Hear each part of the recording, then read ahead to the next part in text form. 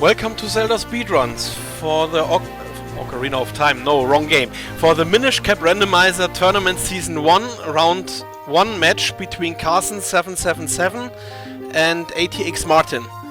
Commentators are Myth117 and Bluesy. Say hello. Hey, how's it going? Hey everyone.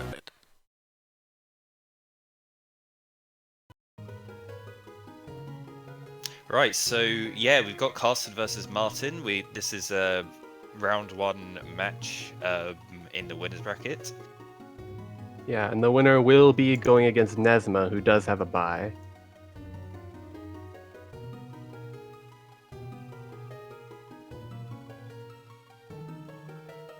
Yeah, so a bit of background on these guys. We've Karsen's a runner of the Minish Cap over the last few months or so. They've taken a bit of a break in the last month or so, but they're back to come and do the tournament.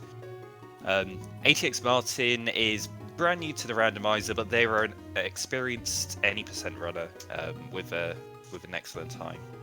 Yeah, so we'll see. Maybe this race could really come down to routing versus execution.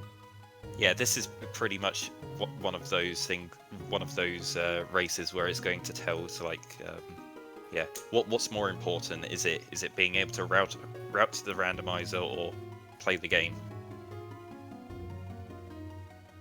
Yeah, that's why we could really see a hype match coming in, especially with a possible come from behind victory from Martin. But we are ready to go. Yeah, we should be sending them off any moment now.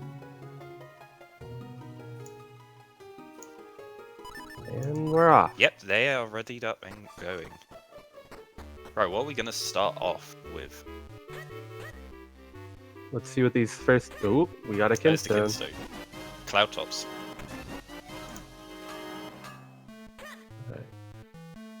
Not a whole lot here. Let's see what they can get in the Wind Tribe house before having to go into town. Unless they find access to the cave with 15 items in the west of South Hyrule Field. Yeah, Karsen's the first into the house. They're going to see what the items are first off. It looks like there isn't going to be anything in here. There is one chest left. Yep. This last one. Ooh, bomb bag. Okay, very nice to have early bomb. They're going to want to use the bomb bag here and go immediately to the cave by Link's house. This cave is absolutely loaded. There are 15 items here. Alright, looks like Karsen's heading there, but Martin's taking a different route into town.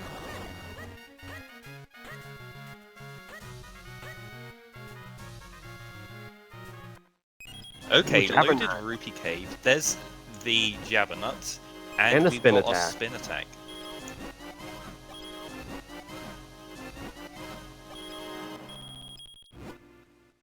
And we've got a map check. So the non-required dungeons are Temple of Droplets and Royal Crypt. All of the other ones are required.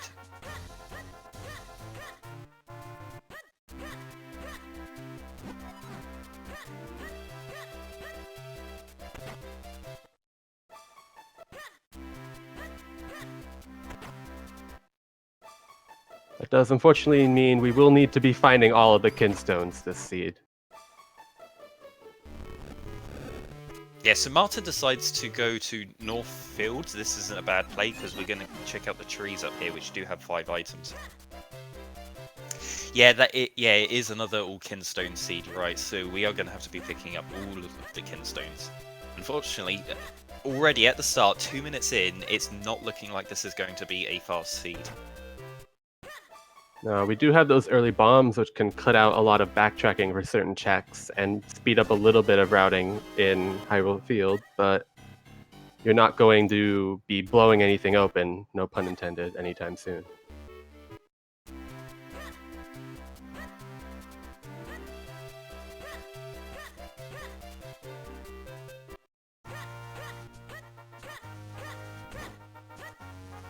Karsen will just be hot on the heels of Martin here. We'll see where Martin decides to go next, though.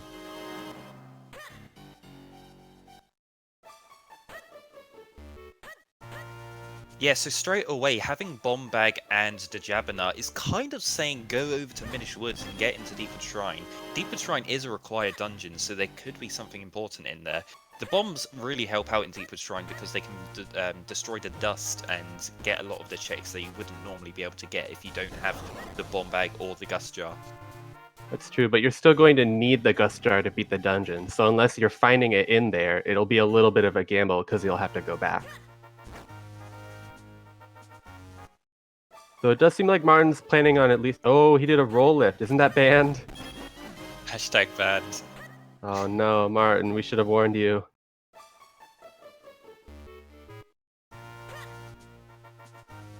Yeah, we are using the glitchless rule set for this tournament. However, roll lifts are such a small glitch that don't really provide any kind of advantage. It's not something that we're going to enforce bans for doing roll lifts. It's mostly to stop people from doing Ocarina glitch, because Ocarina glitch is possible in this. Yeah, It's glitches minus roll lifts. You do end up finding remote bombs. The advantage of that kind of dwindles away. Martin finds his a bottle in Lon Lon Ranch, which is another important item. That's going to let him go up to Mount Chrono if he decides. Yeah, it does. I don't think... Oh, first sword in South Hyrule Field. Yeah, Martin gets his first sword. So that doesn't quite give him access to the Trilby Highlands yet. No, he doesn't have his sword spin, but he's going to be picking up his spin attack when he enters this cave now. That scroll is a spin attack, so he can go over to Trilby. Oh.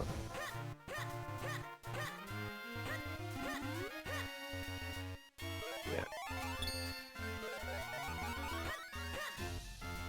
Yeah, so we've had a little bit of route divergence. They decide to go to slightly different locations starting off the seed, but they are going to be checking everything in order, so they've just swapped over now. So Martin has gone back to the start of the seed, and Carson's doing what Martin has just done, picking up his bottle as well. Yeah, but it does seem like, despite skipping the Rupee Cave immediately, Martin seems like he might be pulling ahead a little bit. He can do his checks in town a little more efficiently with the sword. Yeah, he's going for Simon. Got the time advantage right at the start here. He's probably maybe a minute ahead. But early advantages in the rando mean absolutely nothing. It can all change at any moment due to routing. Oh, he gets grabbed. Little pesky bugs. Yeah, Carson picks up his sword attack, and they are now equal on items. Yeah, and Carson's going to decide to go over to Minish Woods. Yeah, there are a good amount of checks down here. You can get several in the back of Minish Woods, although you are skipping the flipper checks for now.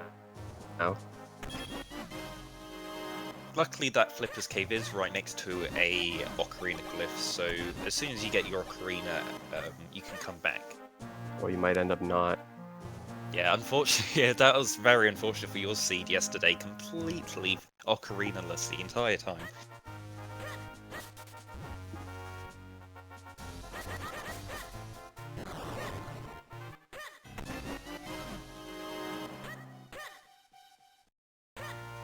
Yeah, our runners are both going to complete opposite sides of the map.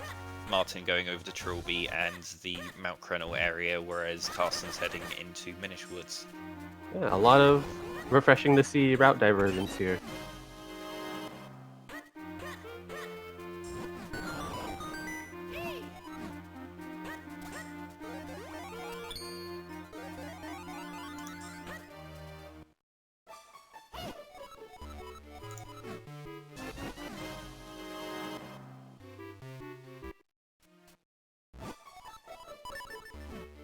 Maybe someone Alright, told we've Martin seen that one- roll lifts are banned. Yeah. Oh, there's the grip ring! Right There in is the Krenel. grip ring. That is really nice. So anyone that goes into Krenel isn't going to be losing much time because they can always they'll be able to pick up their grip ring straight away. This is wrong. Yeah, Carson found one book in the Bellari hut, and they've also picked up a Castle Wildskin stone in the Minish village.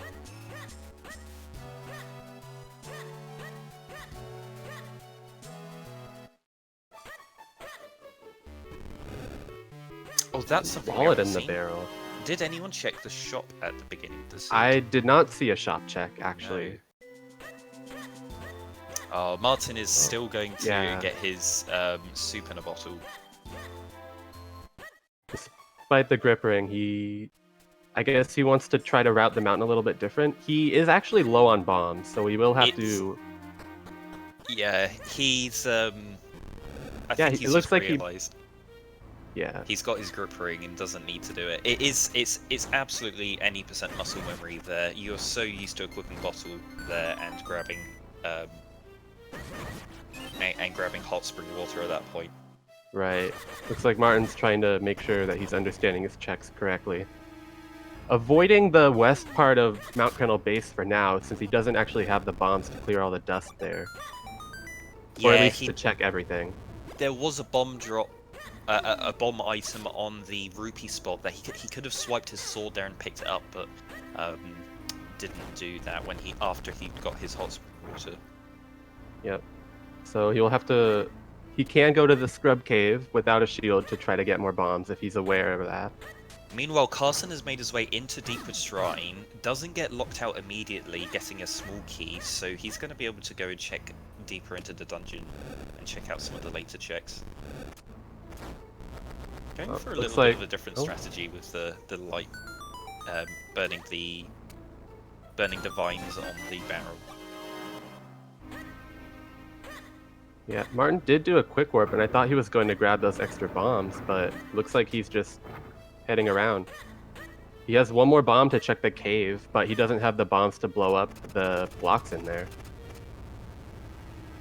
Yeah, there are no more bombable blocks in this cave, so you can. Oh, there's another sword after Matter Pillar. Right, so our second sword is in Deepwood Shrine. Carson can get a bit of an advantage here if he gets his second sword. Is he able to get it though? Can he get through the web that's blocking it? This completely depends on key logic. If he gets another key here, and then he gets another key in the next section, then he can. If he doesn't get a key here, then he's locked out and he needs to come back with the gust jar or the lantern. Isn't there an extra web that blocks that doorway though? If he gets a second key after this, okay.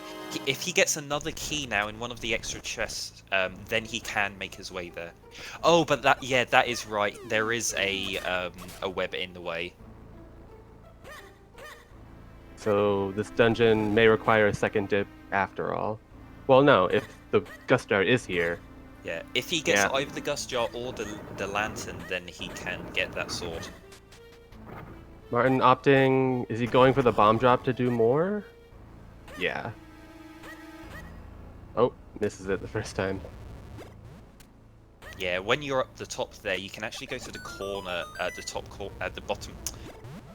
You can go right to the corner there and slash your sword, and you can pick up whatever item is there, as long as it's a an item that's a bomb refill or rupees or something like that.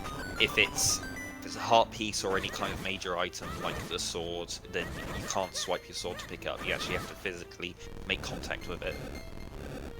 Right. Do you think Martin is aware of other locations that he's able to refill his bombs in, like the scrub hole? Because he can't actually get bombs from the scrub at the south of Mount Krenel base. No, he doesn't have a shield here, but he is aware of the bomb drops that you can get in the Krenel's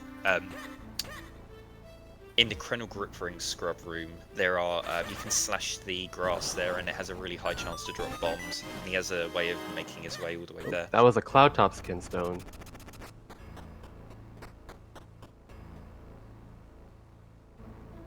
Oh, Martin picked up the dog food? Yeah, Martin picked up the dog food in Krenel, I believe. Yeah, I saw a Or- bottle no, and it I was thought a it was a trilby. bottle. Yeah, Yeah. it's Trilby. Ooh. Yeah, there isn't a dog food on the tracker, but he has picked up the dog food. He doesn't quite have enough bombs to clear this. it Okay, looks like. Carson finds the remote bombs in Deeper Ooh. Shrine. That's going to be rather handy. Yeah, Remote bombs Martin don't looks like- add any logic checks, but they do help with making using bombs much easier and much faster. Yeah. Martin looks like he's might end up going back to town to grab some bombs. No? Oh, he looks like he's going to Minish Woods now.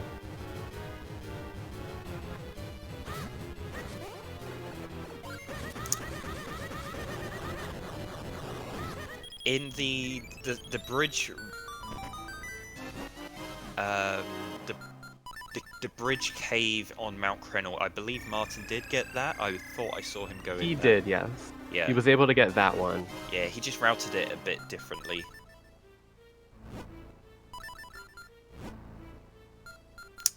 And unfortunately for Carson, he is locked out now. He did find all of his small keys for Deeper Shrine, but he is, and he's also got the boss key, but everything else is either locked behind the Gust Jar or the Lantern. He will need the Gust Jar to be able to full clear the dungeon. It looks like Martin is going to come to the same realization in a bit. Not finding much in Minish Village.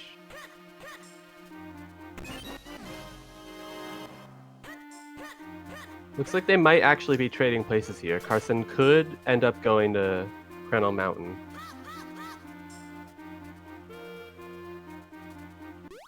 Yeah, they just did a handshake there, just high-fived as they ran past each other. Yep.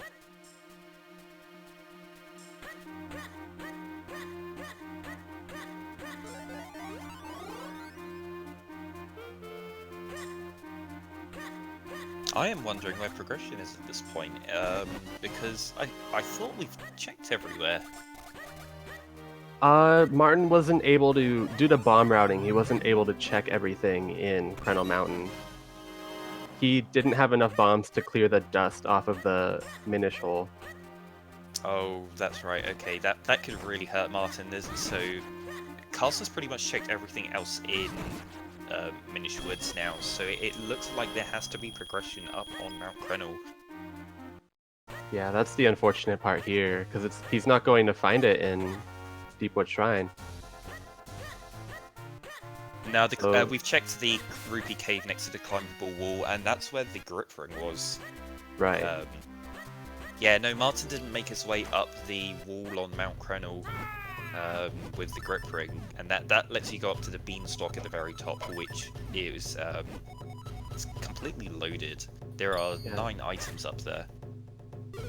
Almost guaranteed to get at least one bomb drop there. It's like Martin's muscle memory for Deepwood Shrine kicking in. Yeah, Deeper Shrine is one of the most practiced full dungeons you do in the any percent route, because it's right at the beginning. Yeah, you just spend a lot of time having to reset this dungeon over and over again, so you get really good at it.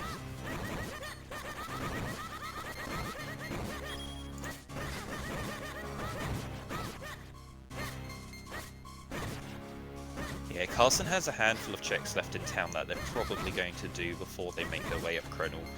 They will be last locationing Mount Krenel, but they're going to find the grip ring and will be able to do pretty much all the checks on Mount Krenel, as long as they don't run out of bombs while doing it.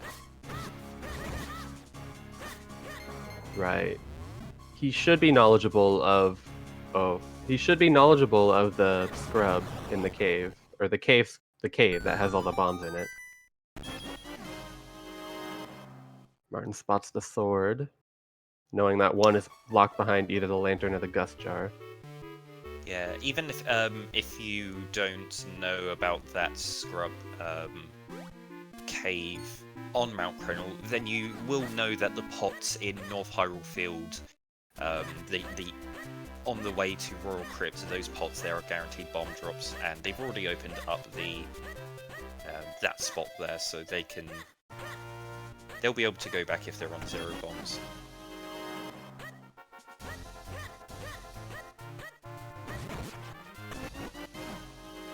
Yeah, Carson also finds his dog food.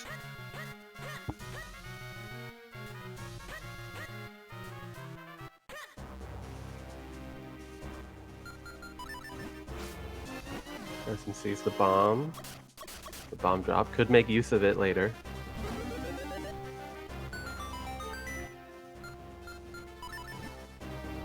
He will end up using 3 bombs before getting the chest at the Krenel Spring. He's going to see his grip ring there. Maybe he's going to make use of this grip ring and go up the mountain first with what bombs he has. No, he's going to decide to go to the base. Yeah, so he's going to have 6 bombs when he's done this check here. So he could pick up the remote bombs now, but it will mean that he is sacrificing 1 bomb. He could do the rest of the base and then pick up the bomb afterwards. Right, and then you'd be in a good position to refill at the Scrub Cave. Oh no, he's getting it now. He's grabbing it now, and then he's going to go and go up the mountain.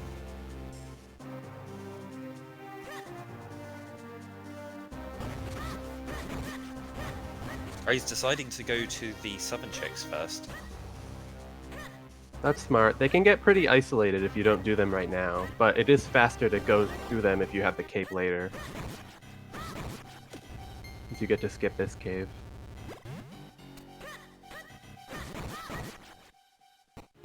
Yeah, making the climb all the way up to the top of Mount Krenel is quite a risky play right now because they don't actually have the ability to go to Cave of Flames.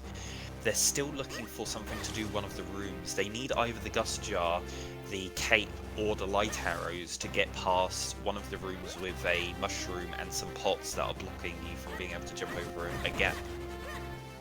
Alternatively, they can just get the cane to skip that whole section. Yes, if they get the cane, then they could skip the whole, that whole climb up Mount Krenel. Okay, Carson gets lucky with some bomb drops that should be able to hold him out until he gets all the way up Mount Krenel. Now, it looks like Martin's finished routing Deepwood Shrine. I don't think there's anything else left for him to get, so he's just going to leave. Yeah. I think he's going to try to do checks in town before going back to Mount Krenel, realizing that that's likely where his progression is. Oh, unfortunate for Carson. He gets hit by the dust as he's trying to place a remote bomb, and it means that he has to use an extra bomb.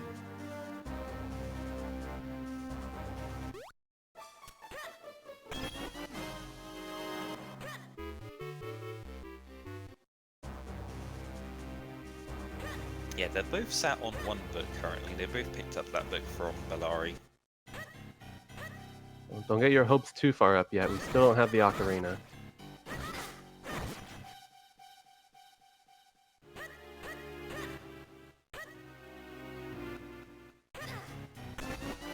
And a Tingle Trophy, okay.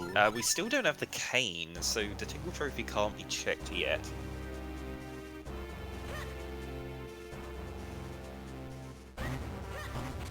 Tingle has had a neat streak of generally having something nice recently, though. So Carson only needs to use 3 more bombs at the very least for this section, so he should be fine.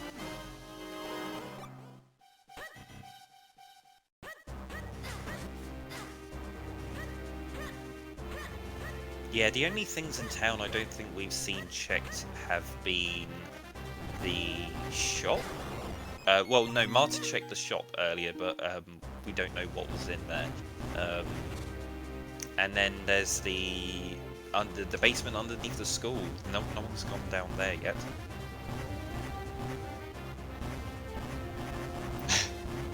I don't think anyone really wants to do the basement. Sure, you're close to the shop and can refill on bombs afterwards, but... Okay, Carson's going for the bottle glitch here in the in the bomb fairy to avoid using one of his bombs, because he only has 2 bombs left and kind of wants to save one of them. That's That is understandable. not a banned glitch. That has never been banned under the glitchless rule set. It is completely allowed. Martin taking a trip to Hyrule Castle, getting the 2 items he can get at this point. Yeah, I think we saw Carson go in here and not find anything important. Again, this is quite a healthy seed. Both of our runners are on 7 and 8 health at just over 20 minutes in. Not bad at all. Okay, Carson's at the top of the beanstalk. There's a lantern and the lantern and flippers! And the flippers. Okay, loaded at the top of Mount Crenel. Oh my goodness. What was that scroll too? And there was also a scroll there.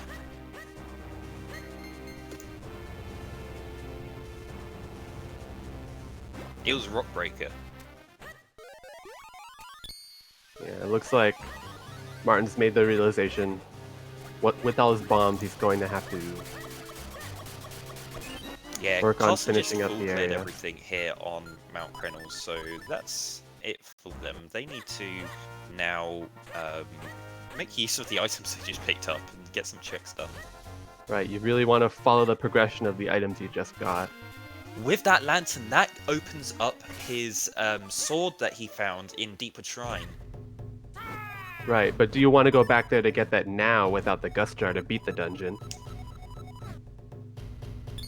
Swords are incredibly valuable, so I mean, the next sword that he picks up is going to be the green sword, which only opens 1 more check.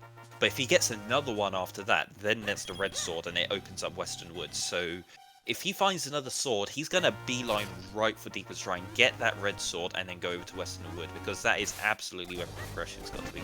He's also found another Castor Wildskin stone.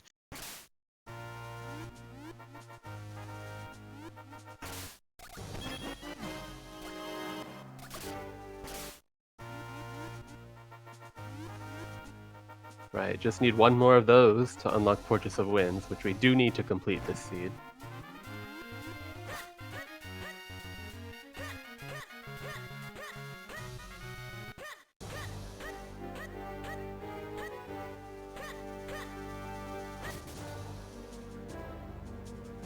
Oh, and Martin will pick up his Tingle Trophy.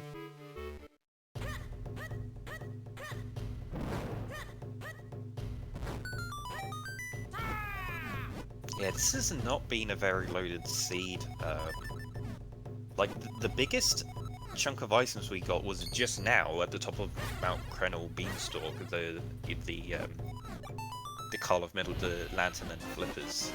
But other than that, we didn't really see anything. I mean, we didn't even get access to Temple of Droplets going and doing that check. It was like the Flippers and the Lantern is telling you, like, Temple of Droplets has probably got something, but we still can't even go there. We need to find something else before we can get there. Might be forgetting he has his grip ring, trying to take the bean. Yeah, this is any % muscle memory. You always use your hot spring water to climb up here. I think he's going to get to the top here and realise, oh, I didn't need to do this. I could have used my grip ring.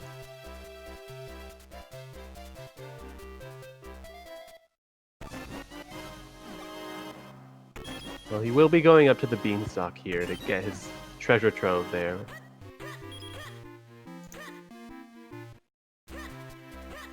Okay, Carson's doing the Cuckoo game now in town. Getting that done under 30 minutes in is very nice. It's what we like to see. Martin is able to get the water glitch on the fountain. It is completely free. You literally just dump a bottle of water in that room. You can do it nearly everywhere, and it works. What's the coding based on that? Is it the Just the instance of a splash appearing in the room that causes Yeah, it to pretty happen? much. It's when a splash happens, and you could throw a cuckoo in that. You could spawn a cuckoo and then throw it into that water, and it would work. Did you Carson go for didn't it drown any cuckoos. He got the game done first try. and you get the Very book nice. for his troubles?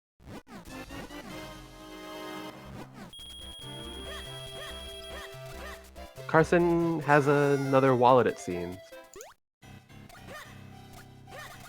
Oh yeah, he picked up a 500 size wallet, but I don't think he needs to get anything in the shop. We didn't see what was in the shop, but it doesn't look like it's going to be anything important. He does have the ability to do the diminished checks now. Yeah, Martin's not feeling great about that. Also, climbing all the way up Mount Krenel to get your progression, and then still not even being able to go to Cave of Flames because you don't have a way of getting through those caves there is just absolutely awful.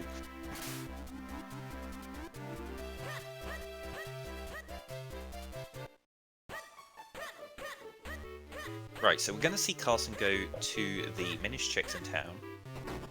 Meanwhile, Martin's finished up Mount Krenel and is going to have the choice now of what he wants to do with the items he's just picked up. Right, it seems like he's taking a very similar route to Karsen straight out of the mountain. Yeah, when you get your flippers, it's like, okay, let's go check the moat.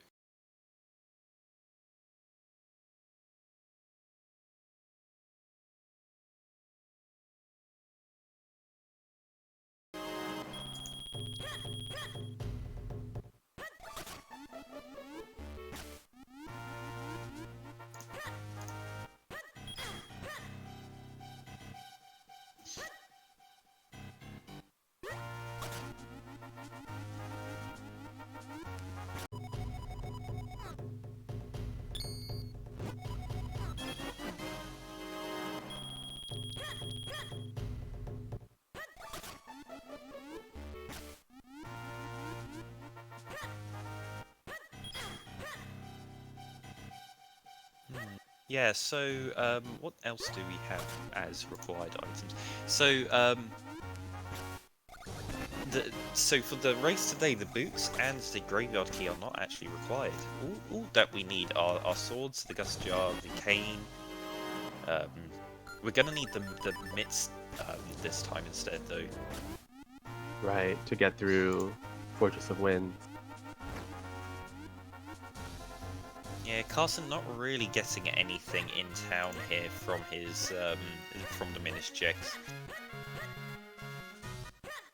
Martin, already in the area of Hyrule, or the Hyrule Castle, will be checking the third of his 5 Hyrule Castle checks.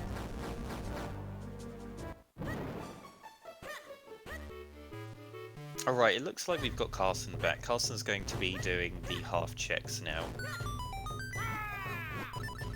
Karsen... Yeah, with his...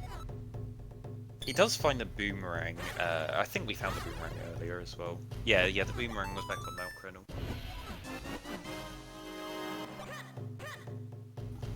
Though Carson's gonna go and head to Minish Woods and check out the Flipper's Cave in Minish Woods, and they find another sword.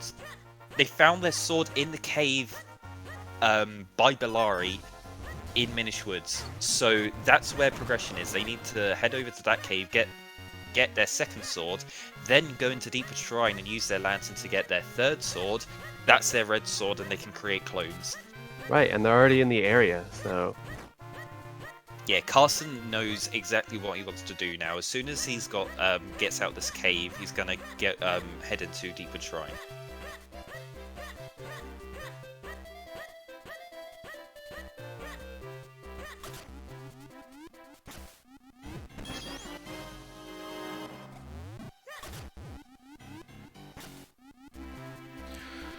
I'm going to refresh both streams real quick because of the difficulties we just had on Carson's end, and also switch audio to Martin for the time being.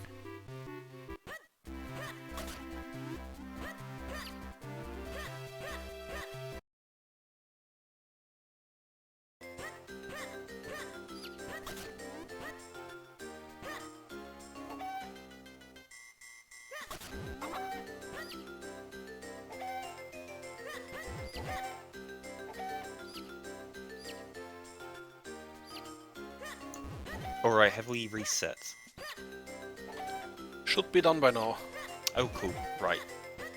Yep, Karsen is in Deeper Shrine, and they are picking up their red sword now. Meanwhile, Martin is doing the Cuckoo game. Yep, and he will be getting his book from this. His second of 3, I believe.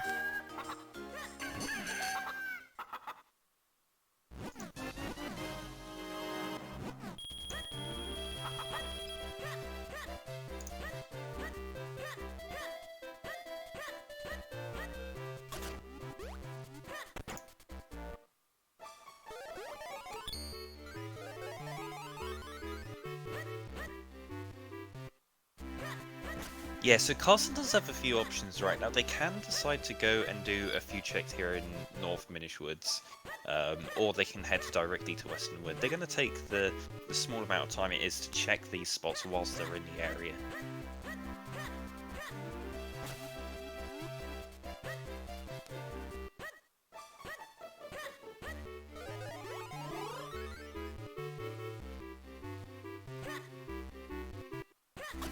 Like Martin might have forgotten to push the cabinet in order to access Stockwell's attic.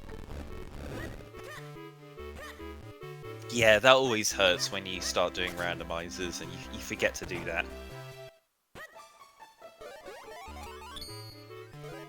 Yeah, you either stop thinking about it and always push it at the very start of a seed, or you remember to keep track of what state you left your bookcase in.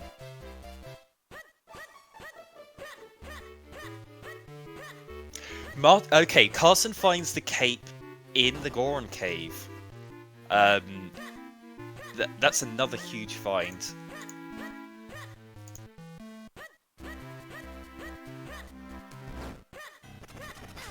Yeah, so he has the ability to go into Lake Hylia and do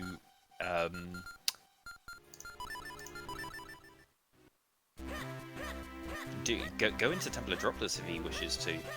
Unfortunately, the Templar Droplets isn't required. And the mitts! Okay, Fifi the dog has the mitts, so the dog food is actually useful. Oh, since when does that ever happen? And he's going to make use of his cape and mitts that he's just picked up to go and check out the treasure cave. Listen, This is completely unexpected. We weren't expecting this to happen anytime soon. Very good timing for him to find the mitts right there, understanding to go immediately here. A nice, I believe, 11 checks you can find here.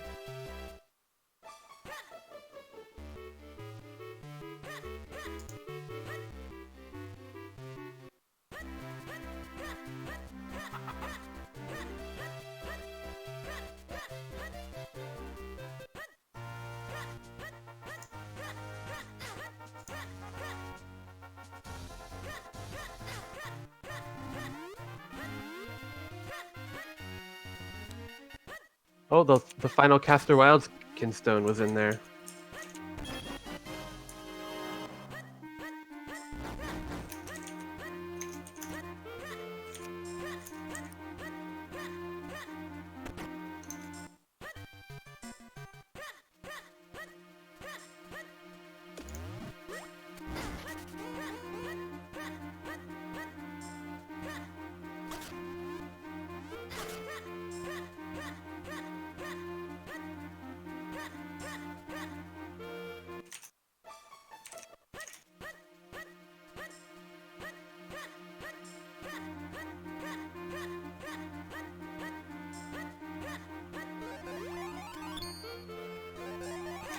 Martin looks like he's going to go be getting his second sword, but where was it that Karsen ended up finding his other one?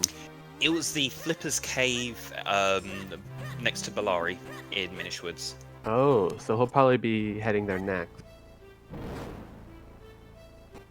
And then he may be going straight to Western Woods after that. Karsen seemed to have gotten sidetracked by this cave before going there.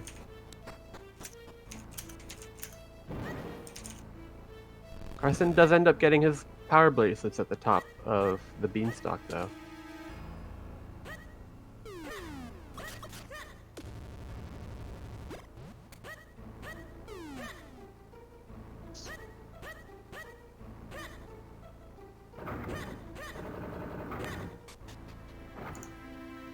Okay, Carson has just found his third kinstone for Caster Wilds, and he's also got 3 kinstones for Cloudtops. So he does actually have the ability to go to Vulture's Winds right now. And he finds a cane in Lake Hylia. So Lake Hylia area is absolutely loaded right now. Maybe it's not even worth going over to Western Wood right now. Take that back. Like, what else does he need to get? More swords? He does still need swords and kinstones at this point. He does need the bow as well.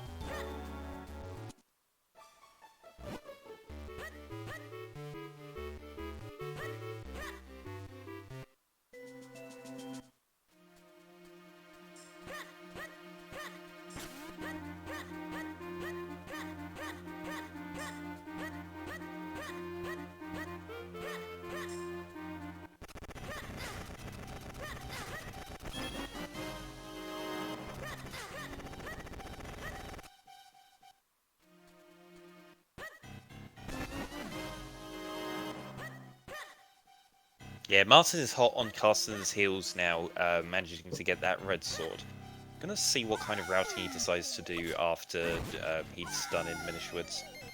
That's true, but if he does end up taking the bait of going to Western Wood, he won't find it as stacked as he'd likely hope. Because you're finding the Cape Cane and the mitts all in Lake Hylia.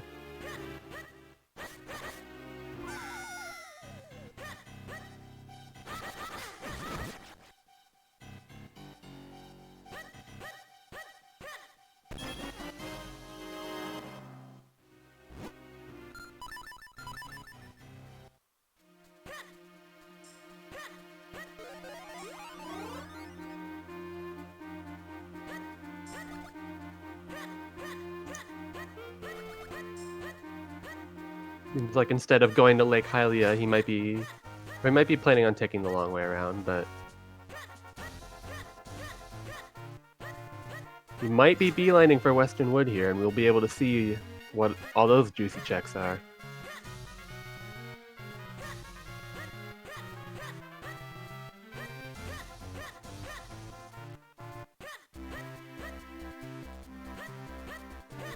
So Martin doesn't decide to go to Lake Hylia, so he's unfortunately not going to be finding the 3 items that are in Lake Hylia, but he's going to be going to Western Woods instead. Carson hasn't made his way to Western Woods yet, so it is absolutely chocked with items, so hopefully we'll find some form of progression there.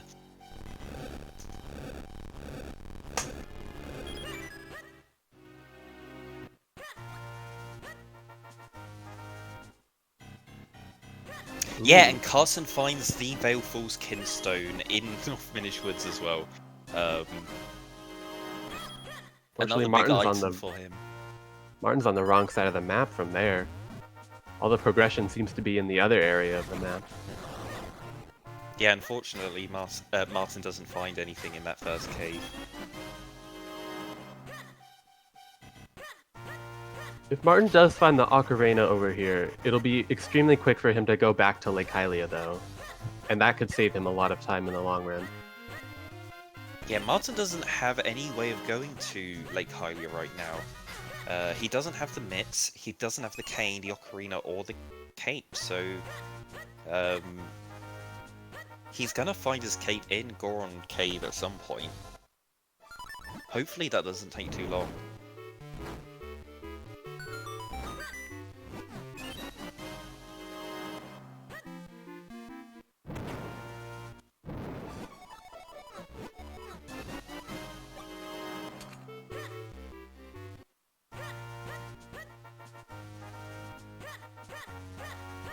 Nothing of note in Percy's house, but there's still the big jackpot of Western Woods, the beanstalk. Yeah, this beanstalk has the most items in a single location, so hopefully this has something for Martin. There's Oh the my Lon goodness, Ranch key. Lon Ranch key, but unless there's something in the chest, Western Woods is nearly completely barren. So hopefully that Lon Ranch key tells him, okay, you've got access to Lake Hylia now, get over there. Then he's going to find his mitts, and the mitts will lead to his cape, his cane, and hopefully he sticks around that area as well and also finds his cape in the Goron cave. Right, he does have these checks out of the way, but that doesn't necessarily mean he's ahead when he still has a lot more to get in Lake Hylia. Looks like he's trying to clean out town checks at the moment, too. Oh, the ocarina at Swiftblade. Looks like I couldn't tell if that was the sword check, the second sword check. Oh no, it's the cape check. It was, right? No, Karsen got the ocarina from Swiftblade, and Martin doesn't have it yet. Oh, That's Karsen the- got the cape, the ocarina, right? Oh no, this is So really it's bad. from the cape one. So you do need the cape first before you can get your ocarina. And Carson's going to use this opportunity now to go up into Cave of Flames and get his first dungeon cleared. We are 44 minutes into this race and don't have any dungeons completed yet. We did enter Deeper Shrine, but we don't have the Gust Jar to complete that. Yeah, Karsen with the ability to full clear Mount Krenel. Not super important since he already has the ocarina, but it doesn't seem like he's going to want to be coming back here. It's possible he could skip the Molmitz location, though. That does take a while to get when you've already got everything else up there. Yeah, it is a reason why we call it the Orphan Cave, because it does get orphaned on its own. Martin finds his mitts. Hopefully Martin's going to be able to pick up all of the items that are located here in Lake Hylia. Right, I would doubt he would skip anything.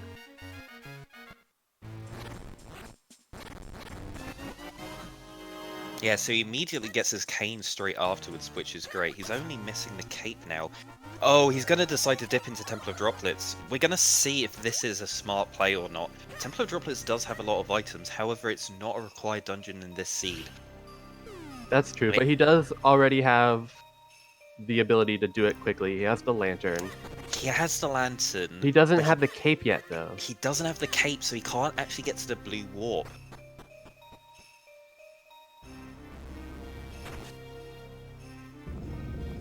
Right, and he's not going to end up finding it here either. If he can find the Gust Jar here, that would be extremely advantageous for him, though.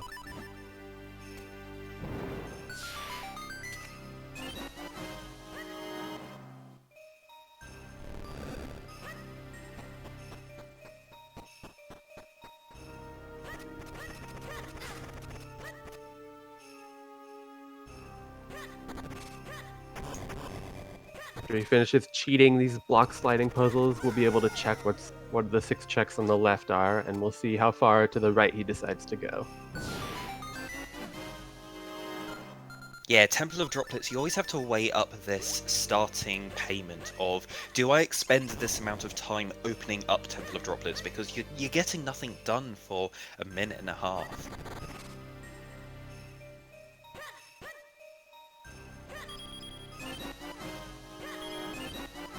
Just a couple keys. Ooh. Looks like he might try to dip a little further in, because he didn't find anything of note. Yeah, going the left-hand side for Martin, he can only get one check, which is the... Oh no, he can't even do that! He can't even go to the left-hand side and get the, get to the sunken pot item, because you need either the cape or the Gust Jar to be able to hit a switch to get down there. So he has to go to the right-hand side at this point. Yeah, Martin did check those underwater rupees. It's possible he might have had obscure locations turned on at one point. Yeah, hopefully Martin's been practicing on the most recent version of the randomizer. In prior version of the randomizer, those spots were counted in the Rupee Mania item list, but in the most recent version of the randomizer, they have been moved to require both Obscure and Rupee Mania for those underwater items to be randomized.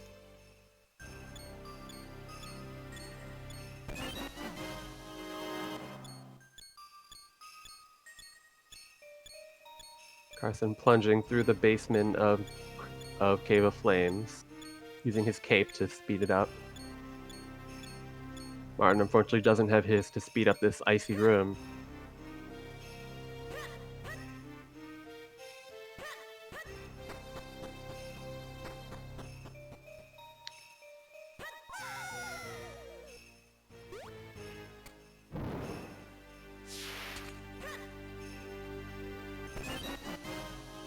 Yeah, Carson's made his way through the first set of items in Cave of Flames, and picks up his big key and 2 small keys to do the rest of the dungeon.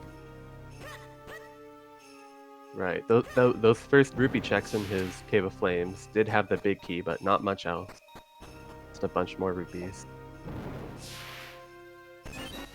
Yeah, he's going to be able to route to the basement of Cave of Flames rather well. He's going to probably go and do the boss straight away, because once he's done the boss, then he knows if there's going to be a map or compass hidden on there, and then he's going to be able to determine what chests he can skip out.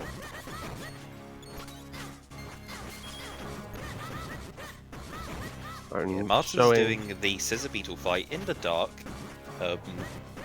If you've got your boomerang, you want to be doing this fight in the dark and using the sword and boomerang to do the fight as easily as possible. It's hard to see what's going on as a viewer, but when you're running this game, it is much easier. Right, I'm sure if he wanted to, he would rather do this room without the lantern, but unfortunately it's required to light the torches.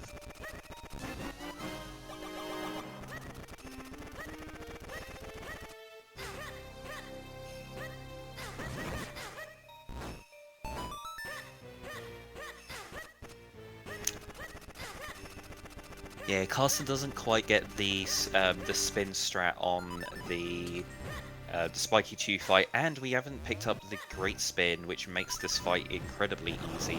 So gonna have to be using remote bombs to do this fight. Luckily, the remote bombs does make this fight quite easy. Another fight that's made much easier with the great spin, this Bulldozer room, but showing nothing of note. Yeah, both of our runners getting junk in these dungeons. Looks like everything's in the overworld, and yeah, dungeons are junk. It's not, especially in Rupee Mania, that's not something you often see. Some of these dungeons can have a lot of rupee checks. I mean, we still have Fortress of Winds available. Carson has access to go to Fortress of Winds right now. They don't have the bow to full clear it, and that is an item that we need to keep an eye on at some point.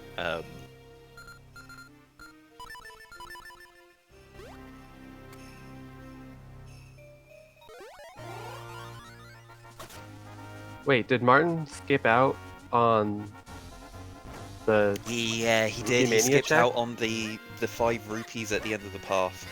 Oh no.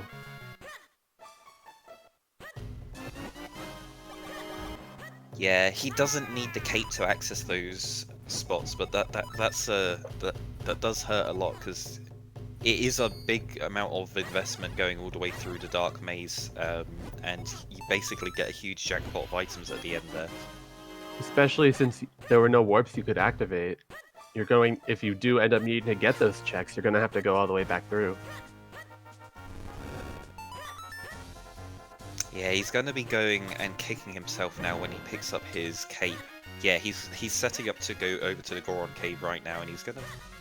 Well, hopefully, please, Martin, go and get your cape from the Goron Cave. I think he'll be routing it on his way out of the area, but that'll waste even more time if he does end up going back. There's the Veil Falls for Martin. Yeah. Yeah.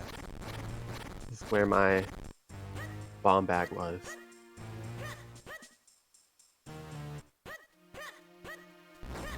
Yeah, Carson sets the red warp in Cave of Flames and goes immediately to Glee Rock. He's going to go and try and get this boss done before doing the rest of the basement.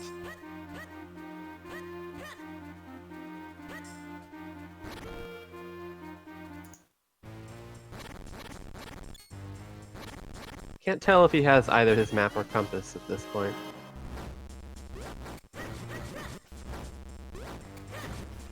Ooh, Martin getting a little trolled by the likes here. Yeah, these look like suck. Can we remove them? I'm sure no one would be upset. Got a lot of likes Oh, that should be Carson removed. rolls slightly too early and gets chucked into the lava before he can get onto the tail of Glee Rock. Is that gonna cost him a Hopefully cycle? Oh, he Oh, missed the no. cycle. He's gonna have to do another cycle on Glee Rock. Yeah, Glee Rock's such an easy boss fight. You always feel really bad when you mess it up. But it's not it's not hard to mess up.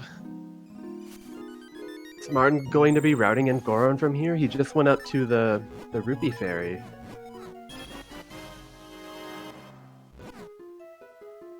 This is a check he really needs to not skip here. The cape unlocks his ocarina, and that will speed up everything for him. It can potentially give him a chance to come back. Yeah, I don't think he's pushed the block on this side though, so he can't actually get to the Goron Cave from here. He's going to have to route back around to the entrance of Lake Hylia. Oh no, Martin, you're gonna have to turn around here. Martin, it's You can see the check. it's a red rupee. You can leave. It's a red rupee and another red rupee. Yeah, there is only one randomized item in that cave. The other item is a like. Martin seeing the Goron chest.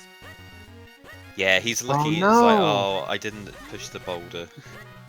And he's deciding to skip it for now. Oh, I think the fastest way he can get to there is through Lake Hylia. Yeah. Through Lon Lon cabin. He needs to. He's already opened it up with the Lon Lon Ranch key, so he can just walk through the farm. Maybe he's really hoping he's finding his cave to be able to get in there faster, but unfortunately for him, that's exactly where it is.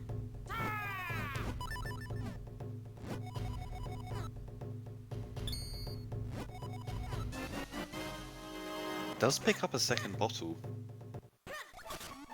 So I don't think he'll really need it. I'm sure his execution in Dark Rail Castle is good enough that he doesn't need fairies.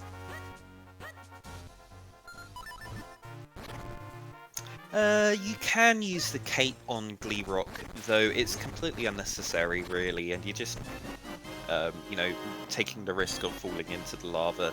It doesn't speed up the boss fight at all. Another bottle at South Vale Falls there. Though opting not to save and quit to warp back a little to save some of this walking and swimming back. Yeah, again, any percent runners are used to not having access to quick warp or dashing with boots on L. If you want to do a quick warp in any percent, you do need to save the game and then reset, and that takes a lot of time. We seem to know where all of the bottles are now. Martin ended up picking two up in South Vale Falls, and the last one's the big chest in Cave of Flame. Yeah, Carson's going for the cape strats here in the Cave of Flames basement. The cape is just a fantastic item for this basement. It lets you skip all of the moving platforms and a lot of the tornado movement. Yeah, when we're looking to go fast, we don't want to be riding slow tornadoes.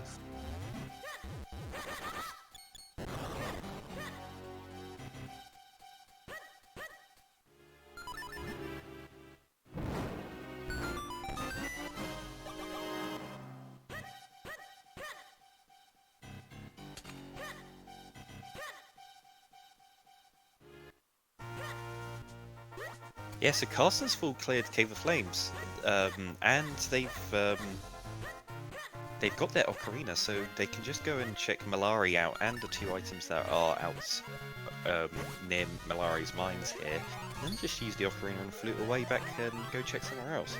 They haven't touched Western Woods yet, so they're probably going to go and do that.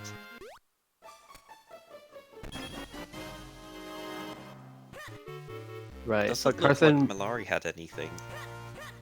Carson might want to be waiting to route in Western Woods until he gets his bow, so he can also route in Castor Wilds at the same time. But at that point, it's very likely your bow is actually there, even though in this case it isn't. Yeah, we haven't seen a check in Castor Wilds yet, have we? We have Martin skipped out on going there. Yeah, which isn't a bad call at all. I mean, he Castor didn't Wilds have is a access really to it. long- Yeah, He didn't have his boots of cape at the time. He didn't have access to it at the time, no. Alright, But he's Martin's finally gonna be gonna getting be- his cape. Yeah, Martin's gonna really be hurt by this cape location. He's been skipping it quite a while now. Yeah. That's why It's gonna mean putting he's gonna off have to do certain a lot of locations. It's not something you want to be doing. Alright, you just got your cape. Where do you go next? Obviously, Treasure Cave is on your mind. You want to head up and get those checked.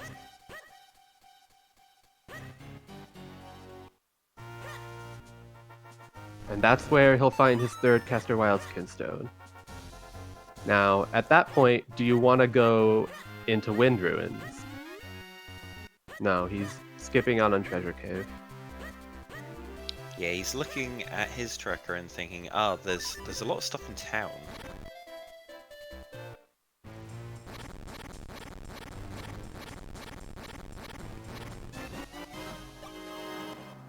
That's certainly not a bad play. He has the ability to clear most of town at this point. Right, so we're approaching the 1 hour mark now, and what are we looking for go mode in this seed? So we need 2 more swords, the Gust Jar, the bow, and 2 Kinstones. Right. So that's 6 items.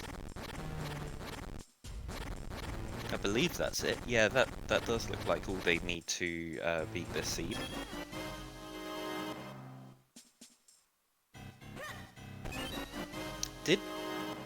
Yeah, Martin didn't pick up his power bracelets anywhere. Where were they? Were they in I believe they were Mount Crenel? South. I thought that was South Hyrule Field. Or was it South Hyrule Field? Alright, Martin remembering his quick warp tech. They were on a beanstalk. Oh, was it Eastern Hills beanstalk? Oh, yes. Oh, no, are they on the beanstalk? It was the beanstalk in Lake Hylia. It's the Cape Cave. Oh, right. Wasn't there something? Yeah, that was the on power Juliet's? bracelets. No, on Juliet's.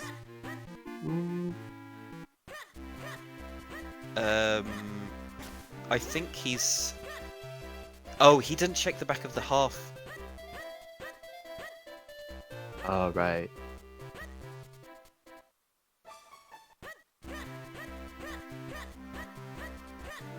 Yeah, so Castle's getting his Western Woods checks done. He's gonna find absolutely nothing here. It's gonna be a complete bust for him, completely barren. He's gonna find the Lon Lon Ranch key here, which is gonna be completely useless for him. He's already got access to Lake Hylia.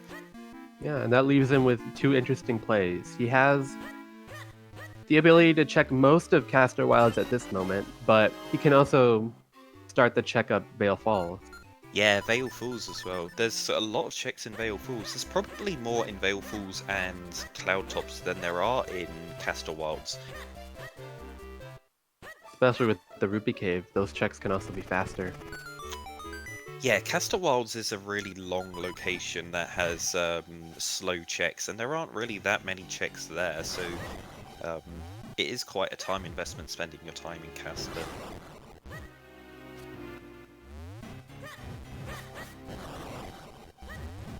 The cave for practicing your roll lift tech.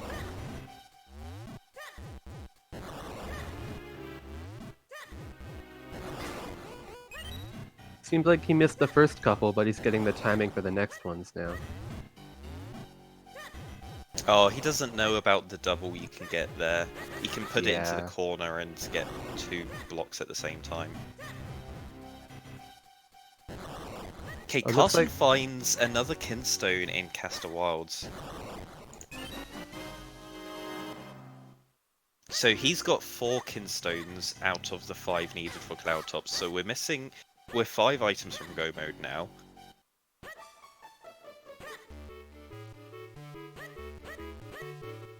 It's just missing 1 more golden kinstone. Next time we see a golden kinstone, we know where it's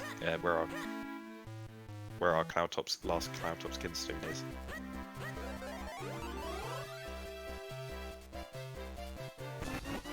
Ooh, a sword on the school's roof for Martin. Alright, that is big for Martin. They've already got the blue sword way before Carson. It doesn't look like Carson's actually going to go back to town anytime soon. They're going to be spending a lot of time doing these checks in Castor Wilds. Can Martin get an advantage out of this? We'll see. That blue sword itself doesn't unlock too much, but it does give him the ability to complete Palace of Winds once he does finish up his Cloudtops Kinstone collection. Oh, Carson also has a blue sword. Wait. He found another sword in Wait, Castor we Wild. found all of our swords, because he just found a sword in Castor Wilds. Ooh, this could be interesting. So, we're missing 3 items now. We're missing the Gus Jar, the bow, and the last Kinstone. We know where our 2 swords are. There's one in Castor Wilds, and there's one in on the roof of the school in town. Martin needs to go to Castor Wilds to get his 4 sword, and Carson needs to go back to town to the school to get his 4 sword. Ooh, Martin forgetting he has flippers here.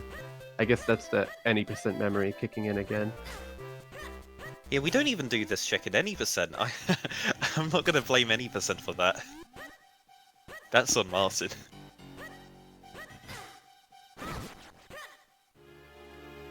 Yeah, Gus Jar though. Yeah, Gus Jar could be almost anywhere. There are only a small number of checks that are locked behind the Gus Jar. The only consolation is that it can't be on Greggle. And Blue Chew, I suppose. Yeah, Greggle, Blue Chew, 2 checks in the basement of Templar Droplets, and Green Chew. That's pretty much it. The Deepwood Shrine basement is also locked, right? You need it to push the lily pad. That's right. The big chest in the basement. The vanilla big key chest.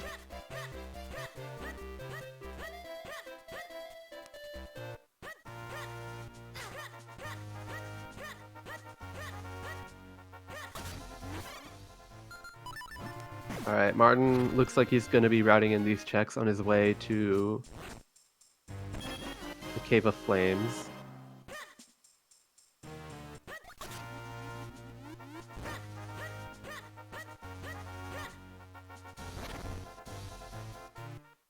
Yeah, Carson's gonna be spending a really long time here doing the hiking check. Well, he's gonna get this last check here, and then he's gonna go over to the hiking cave. There could be merit in skipping it. So, as far as the ratio between time taken and amount of checks you get, it's not that favorable. Yeah, we do see people skip this a lot, but that you do skip it at your own peril. There could be something there. Yeah, especially when all the kinstones are required and you need to go through with a fine-tooth comb. Yeah, on this kind of seed you want to be thorough, but on another seed that doesn't have Fortress or Palace required, then you can be a bit more free to skip checks because you don't really have to care too much about kinstones. Plus, he still does need that last sword. He doesn't know it's in town. Martin doesn't go to Castor Wilds after he was in Trilby. He's going to go up Mount Krenel. Right, but that's because he did skip his Castor Wilds Kinstone. Also, That's he in hasn't done Treasure Cave of Cave. Flames yet, and Cave of Flames is required, so he doesn't have, he's not missing anything to clear Cave of Flames. He can do it as quickly as he likes, so... Right, absolutely hoping that he can pull off some required checks on the way, and hopefully take an edge in the seed. Yeah, unfortunately Martin didn't go back to the dojo in town when he was last there, so he didn't get his ocarina, so it's going to take some time to climb back down Mount Krenel after he's done. Meanwhile, Carson's cleared up everything in Castle Wilds and is going to be using his kinstones now and head over to the Wind Ruins. Now we're going to be able to see, is it Fortress Go mode? Yeah, the bow could be in Fortress. Yeah, so this is a bit of a gamble for Carson. He doesn't have his bow, which means he can't full clear this dungeon. He's going to be hoping that there's a bow here. If there's not, he'll have to take this trek back, so we might see him push the rocks as well. Ooh. Yeah, this seed kind of is a bad one because not having Gustjar on and not having bow with Fortress and Deepwood aren't really good. Ooh, the Pegasus boots. Carson finds his Pegasus boots at the entrance to Wind Ruins. Gonna be opening up a few more locations in the overworld for him. Unfortunately, it doesn't really open up anything more in any of the checks he's going to be doing now in Fortress. But hopefully, it's going to be able to speed up some of his movement. Being able to dash with the boots on L really helps to speed up this game. It's a bit of a later pair of boots to acquire, but you're still happy to see them, even if it does open some checks you might not necessarily want to be going back to. Yeah, it does throw you off a little bit when you've been playing for an hour and 10 minutes and then you finally find your boots. You keep on rolling around and you just think, oh yeah, I've got my boots, why am I rolling? Roll 4 times in a row? Wait, shouldn't I be doing something else? Yeah, so the rule of thumb with using boots or rolling is if you can make the distance that you want to go in 3 rolls or less, then you roll. If it's a further distance than 3 rolls, then use your boots.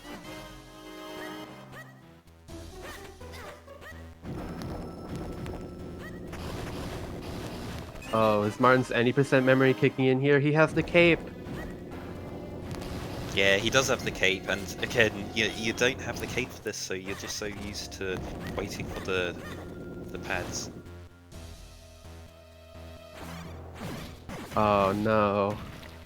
So Carson's just used the remote bombs to kill the Armos Knights.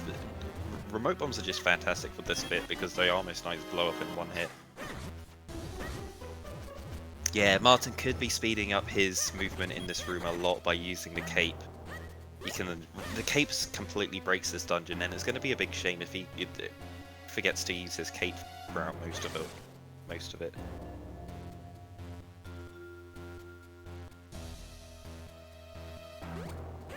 Now, hopefully, he doesn't decide to do a angle retention glitch here because we're really used to doing that in the 80% route. Okay, he doesn't do the angle retention. Do explain. I'm curious. So when you jump in and out of a hole, the game stores what angle you did that in, but only after you've hopped out of it. As soon as you start moving again afterwards, the game starts re-updating the last angle that you had. However, if you slash your sword and hold the sword out, you don't update your last angle held, which means that you can have your last angle held as a diagonal by jumping out of the hole, charging your sword, right there. And then you can move anywhere you want. This lets you go and stand in front of a pillar, and then you can grab a hold and pull the pillar in a diagonal movement because it looks at your last angle held and it's like, oh, you were last moving diagonally, so let's move this pillar in the opposite direction diagonally, and you can pull the pillar out of bounds and break the loading zones in the dungeon. And with the broken loading zone for the door there, you can walk through the door and it doesn't load the next room, and you can just walk through to the to where Martin is now. You just skip out of bounds through the dungeon to this area. It skips about 40 seconds of having to ride the minecarts. Well, not banned today. Yeah.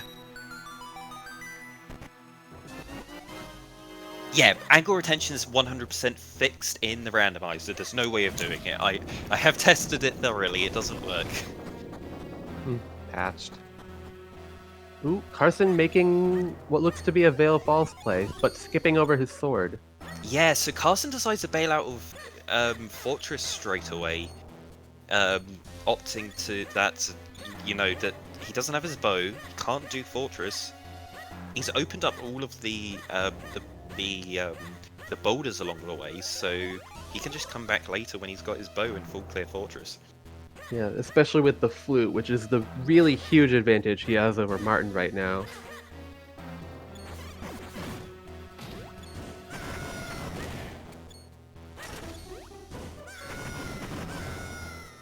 There is also a second angle retention you can do in this room that Martin's doing. Again, he's not going to try and set up and do it. He's doing the regular way of doing this. Oh, getting super trolled by the roller bites, not... Oh, no.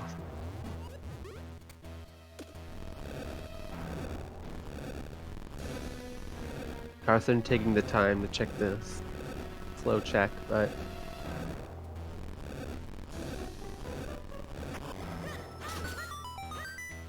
Yeah, I wasn't worried that Martin was going to do the angle retention. I was worried that he was going to set up to try and do it, and then it just not work. And then he realized, oh yeah, this is. Karsen has all of his Cloudtop's kinstones. Oh yeah, he did. He's picked up the. That must have been what happened. He picked up the Cloudtop's kinstone in Wind Ruins and decided that he's going to go up Cloudtops now. Oh no! Someone tell Martin about Cape. Gust jar! He found the gust jar. Karsen.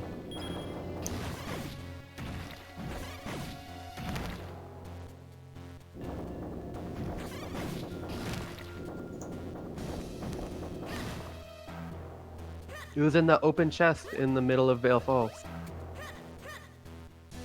That leaves him just needing to get his last sword. And a bow.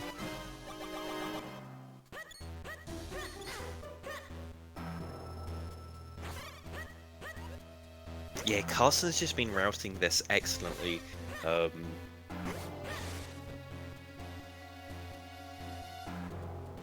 Now, Karsen is probably going to be going all the way up through Cloudtops, because they can full clear Cloudtops and all the checks here. They can also go into Palace of Winds if they wanted to, but even if they don't want to, they're going to open up the Wind Tribes so that they can come back later through the portal at Link's house if they need to. Right, but at this point, is there anything really stopping you from doing it since you're already here? If you really want the Force Sword, you can go get it. Yeah, you want to go mode Palace if you really want to. So it wouldn't hurt him too much by skipping Palace here and just seeing what you get in Cloudtops, and then you go into the Wind Tribe, get your checks in Wind Tribe, then go back through the portal to, or don't even do that. When you get to the top of the Wind Tribe, just flute over to Deepwood. He's just picked up his Gust Jar. Now he can full clear Deepwood and get that done. That is a required dungeon.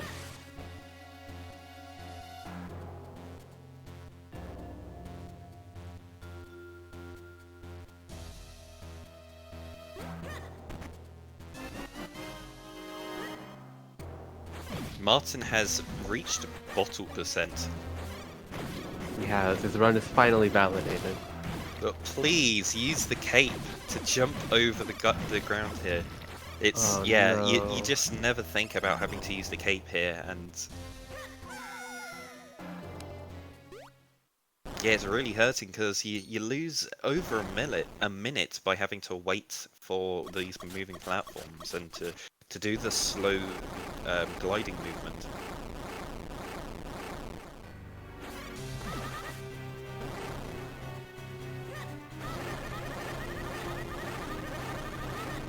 Yeah, absolutely for the interview, but this is something you can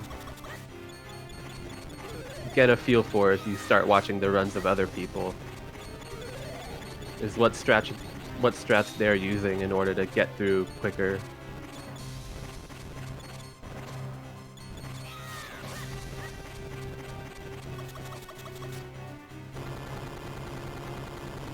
Yeah, I told Martin recently, stream some rando. I'll sit in your chat and coach you a bit. He's done one seed for practice.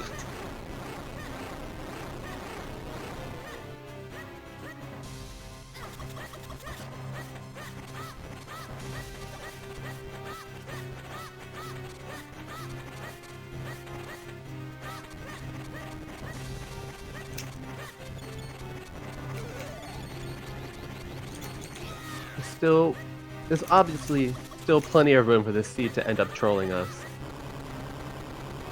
There's still the graveyard key, which can open more checks. The boots could potentially lock the last things we need.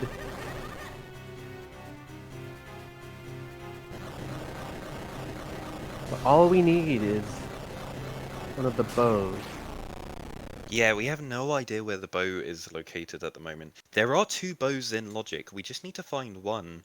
Unfortunately, one of the other bow could be locked behind the first one, so it could be a case of there is only one bow for them to find.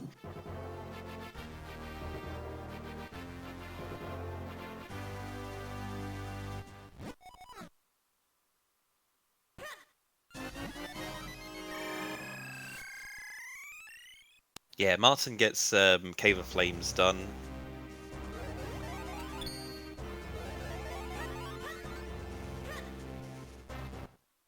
Yeah, though he doesn't seem to be going for the save warp strat. Or the save scum, sorry.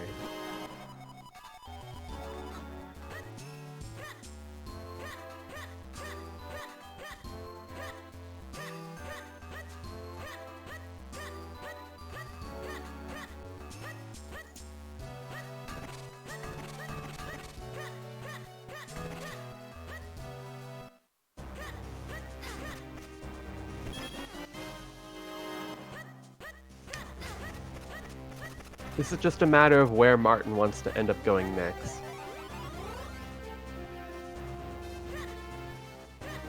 What actually worries me is with him not using the cape in the basement of Cave of Flames, is he well aware that the cape will help him speed up Caster Wilds, or? I mean, you can't even get through Caster Wilds without using the cape. You normally use the boots in vanilla, though, right? Yeah, and the boots were found at the beginning of Winter, the Wind Ruins, so he can't actually get through there without using the cape. He's gonna find his boots eventually. Yeah, that's what I mean. Like, if he doesn't know, like, if the fact that he didn't use his cape. Yeah, the tracker will show that he can use the cape to get there, so he's gonna be thinking, yeah, okay, I can use the cape to jump over the make my way through Caster Wilds. It's just the cape doesn't affect logic at all in Cave of Flames, so it's not something you think about. And it's so early in the speedrun, you never think about having to use the cape there. Yeah, I'm pretty sure he's at least using an auto tracker, so he must be using a map tracker. Or I guess he doesn't have to be, but...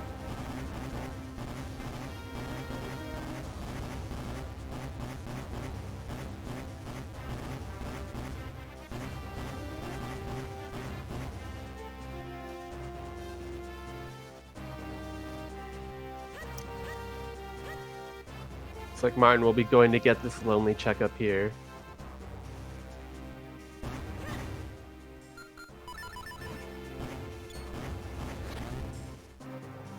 Yeah, Carson got everything done in the Wind Tribe. Now what is he going to do? He's going to go to town. Right, is he going to go into the school? Because if he goes into the school, he's going to be picking up his Force Sword.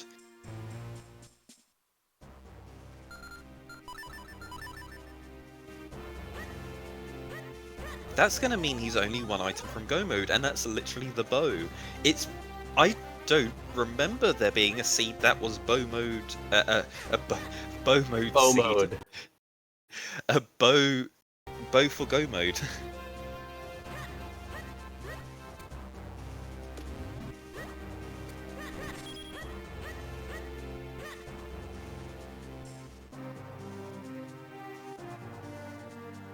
No, Carson decides to go first into the mid spot in the underneath the town, and he's going to be doing the pillar pull here as well. So he is doing town checks right now, so he's very likely going to be picking up his foresword, and with that foresword he can go and check the garden and see if there was anything in the garden. Yeah, I don't remember if Martin took a look at what the visible item was there, but since it wasn't on his tracker, he might not have gone there. But it does look like Martin's trying to make the Castor Wilds play right now. So he is going to pick up his foresword there.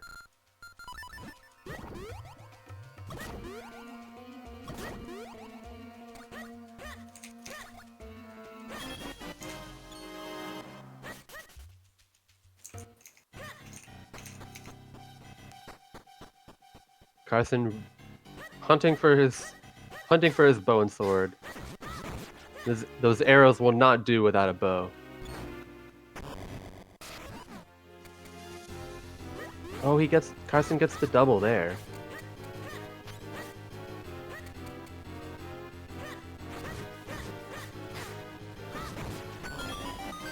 And Carson's in the school. He gets the animation cancel on the Darknut fight. So you can open the chest before the animation of the chest appearing and the door opening happens. Carson's about to pick up his foresword. Yeah, Carson gets his foresword. Martin, on the other hand, also going to be picking up his foresword very soon as well. There, he picks up their foresword. They're picking up their foresword moments apart. Right, but Carson's still with a huge advantage on go mode items right now. Yeah, Martin still has a huge amount of checks here in... not a huge amount of checks, but a huge amount of time going to be spent here in Castor Wilds. Yeah, plus Martin's items that he needs right now are really scattered. He has to pick up his Castor Wilds Kinstone at Treasure Cave in Lake Hylia, and he has more things he needs to get.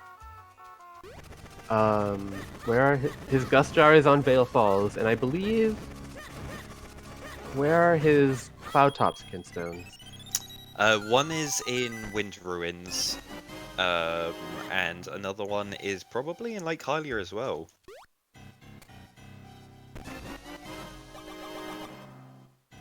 Yeah, Carson only needing one of the two bows to enter go mode. Just a matter of how trolly will the seed be for it. Yeah, we never know. It could be on Octo. Could be even in the even in Royal Crypts. Yeah, that's Graveyard Key on Octo.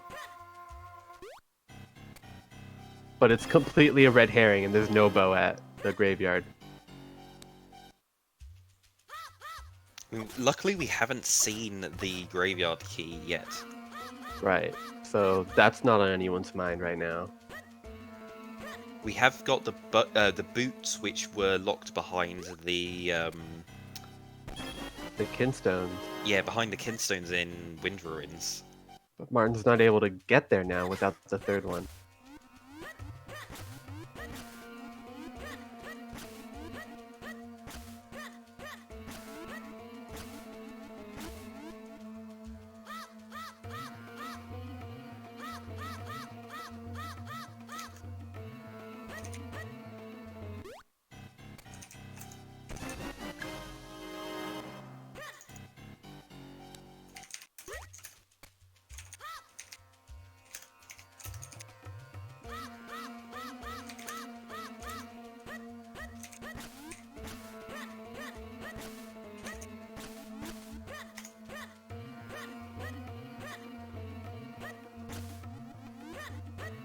Oh, here's something interesting. Martin didn't have his power bracelets when he was doing the fountain, so he'll be able to check Dr. Left.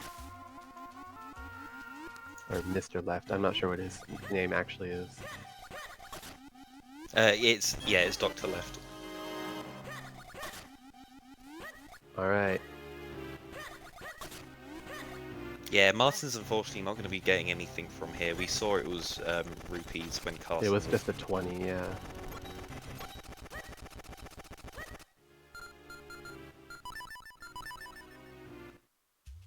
Just a heart piece, okay.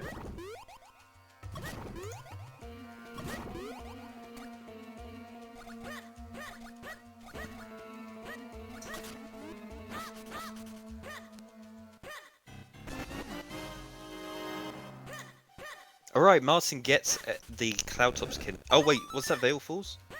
No, he already has his Veil Falls. Yeah, that was a Cloudtop's Kinstone. That was the Cloudtop's Kinstone, okay. Yeah, Did so he then not... he's just looking for his last Cloudtop's Kinstone in the Cape Cave in North Lake Hylia. That was the digging butterfly, it looked like.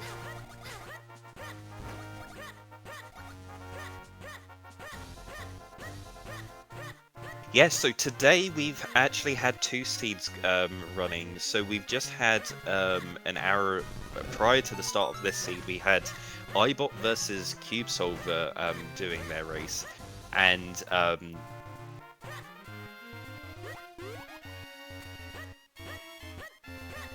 that race is now concluded, and we say congratulations to iBot who won their first round match against Cube Solver. Ooh, Martin is actually dipping into Graveyard.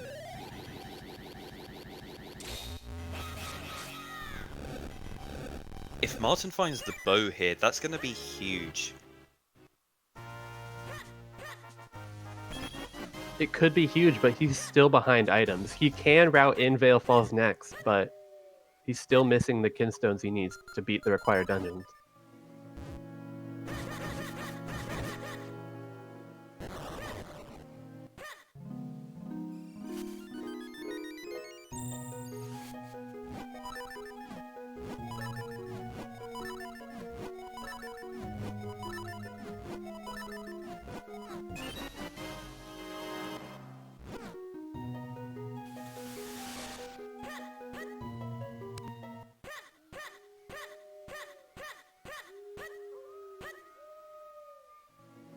Yeah, unfortunately Martin is still missing those Kinstones. They're the real thing that's really hurting him right now. Right, each one not meeting anything on its own until you have all of them together. You really need to find that third piece of the puzzle. Be able to go get your boots. Oh, a There's bow! the bow! I need to shut up and stop calling these.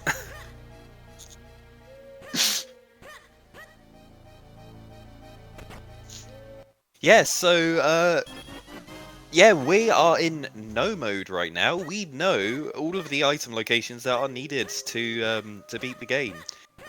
Carson's one item from Go mode, and it's his bow. As soon as he goes to the to the Royal Valley, goes into the Lost Woods and gets that check, then he's hit Go mode.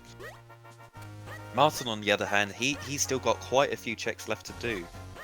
The thing is, Martin has a lot he can do without his bow right now. Like he can finish this dungeon. He can probably finish up Palace of the Winds if he chooses to go there to look for his bow.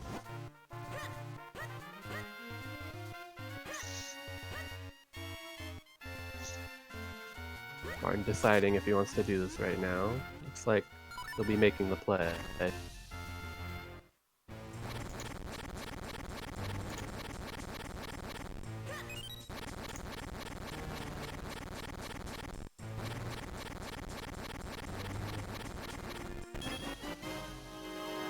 Yeah, we've got Carson in Deeper Shrine right now. He does have his Gust Jar, so it is not a bad call for him to be doing that right now. And he gets the dungeon completed and gets his second element.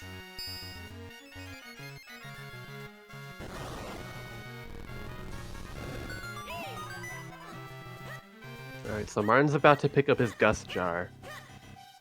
So this could force him in the location of Deepwood Shrine.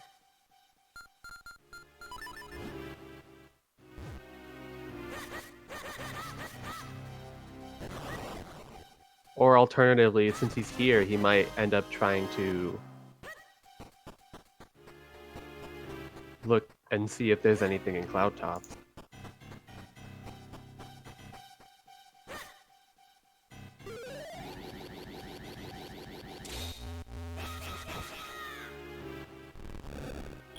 Price.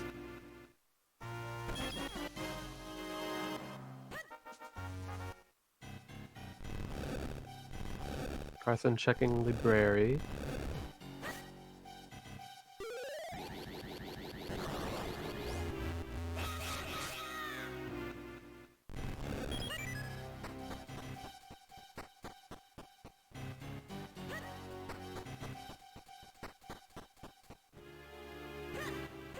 Thankfully, that ocarina doesn't prove to be a decisive advantage for him. His library has nothing. Yeah, honestly though, Carson could at this moment, they don't really have that much left to do in Logic. They've got some checks here in Lake Hylia. They've pretty much done everything in Deepwood Shrine. They could lose 20 minutes here going into Templar Droplets and not finding anything. Yeah, I think that's the one big misplay right now. Martin actually has already checked it, and Carson has not.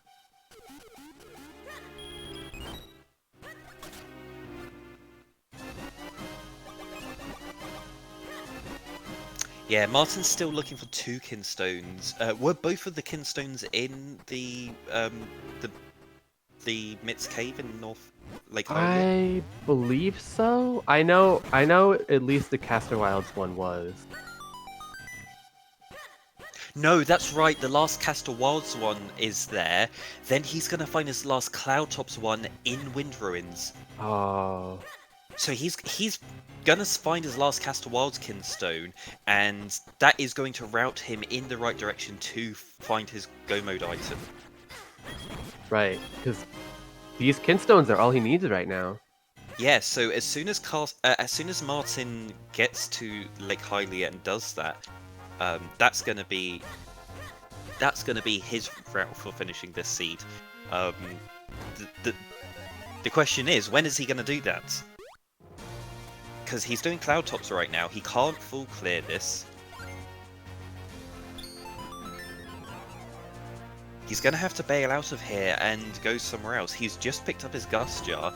Is he gonna go and do Deepwood Shrine? Because if he goes and clears Deepwood Shrine, then what else does he have to do? And unfortunate for Carson, Carson's just dipped into Temple of Droplets.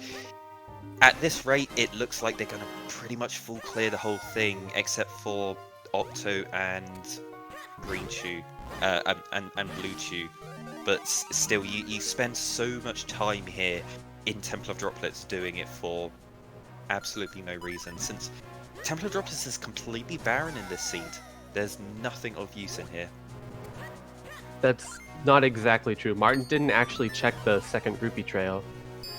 The second bow could be there.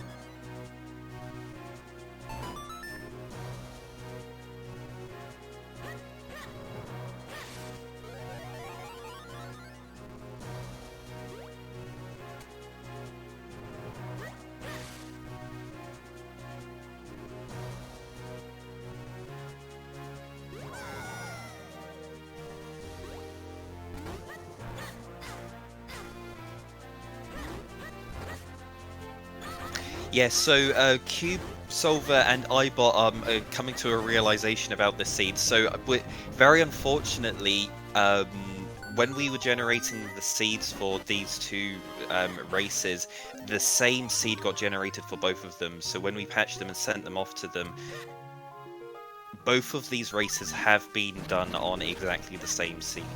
But luckily, Carson and Martin didn't see the start of the seed from iBot and Cube Solver's position, so they are doing this blind. Alright.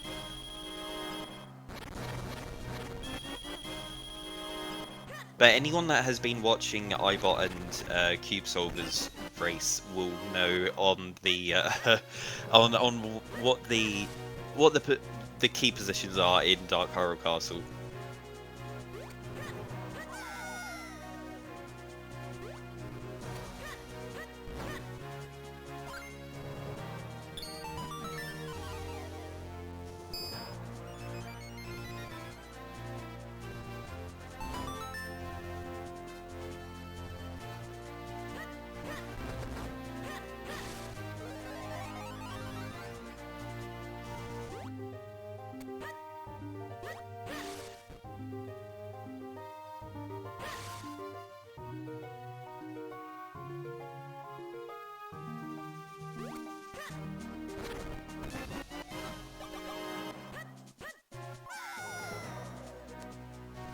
Yeah, Martin is also doing a vanilla route through Cloud Tops here. He can be skipping a lot of the extra tornadoes, going up and down the tornadoes by using the cape to jump across a lot of the gaps. But again, this is Martin. So in the any % run, we actually completely skip Cloud Tops, but Martin does run glitchless, and in glitchless you do this section without the cape, and you just have a sword and mitts while doing this. So he's got his glitchless muscle memory going here, and he's just going to go in and do all of the checks. Oh, he's cape? just realised he's got his cape. All right.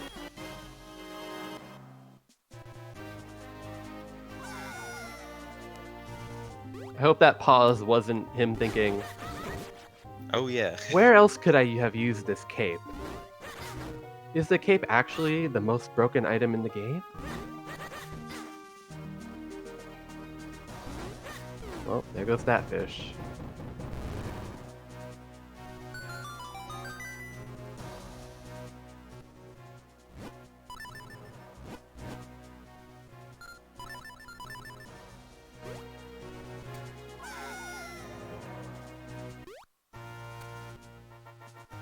Martin's tracker seems to think that he has all 5 of the Cloudtop's Kinstones, but Yeah, that is a auto-tracking bug in the tracker. The when you do the last fusion, for some reason, it marks all of the Kinstones as acquired because, well, if you've done the last fusion, then you must have all of the Kinstones. But you can do the fusions out of order.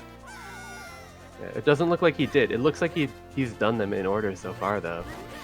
Oh, is he missing the last one? Okay, yeah, but there is some logic error with the tracker which makes it so that if you're one Kinstone away, it likes to force all of the Kinstones on you and say you picked up all of them, even though you haven't.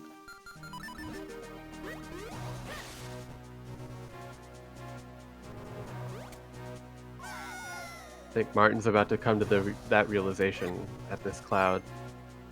This tracker has betrayed him. Yeah, he was probably thinking, oh, I didn't see I picked up one of the Kinstones. But it is a tracker error.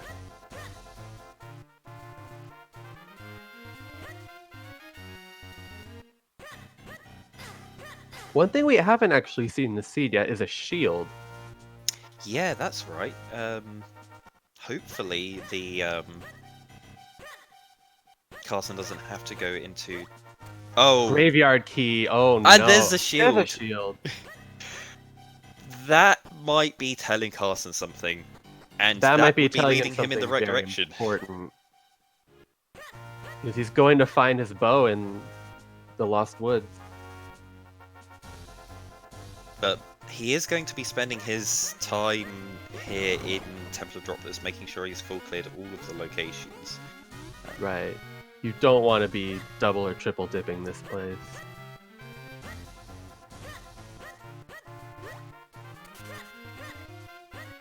Right, Martin, where are you going? Is he going to Lake Hylia? It looks like he might be. Oh, he doesn't have his Ocarina, so he's probably going to Minish Woods to do Deepwood. Oh, that would make sense at this point. Yeah, he completely skipped his skipped getting the Ocarina from the dojo in town. Yeah, he didn't He have hasn't his gone cape back the there first since. time. Yeah, he hasn't gone back since he got his cape.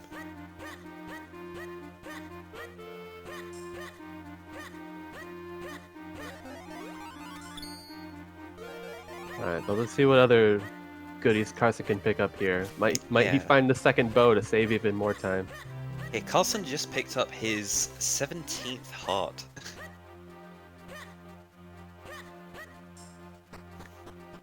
In a lot of seeds, I use the heart as a indicator of how bad the seed is going. And if you're hitting 16 more and more hearts, and especially 17, and you're not in go mode, it doesn't feel good. Because that's telling you you've checked a bunch of locations and you've got nothing.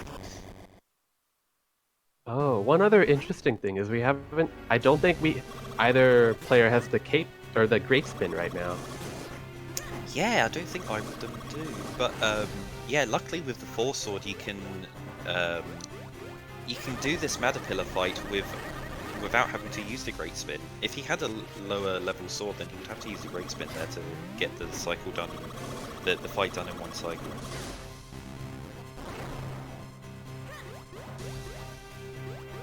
Yeah, and determining by key logic, there was a guaranteed small key in that underwater pot. But Karsen has cleared everything in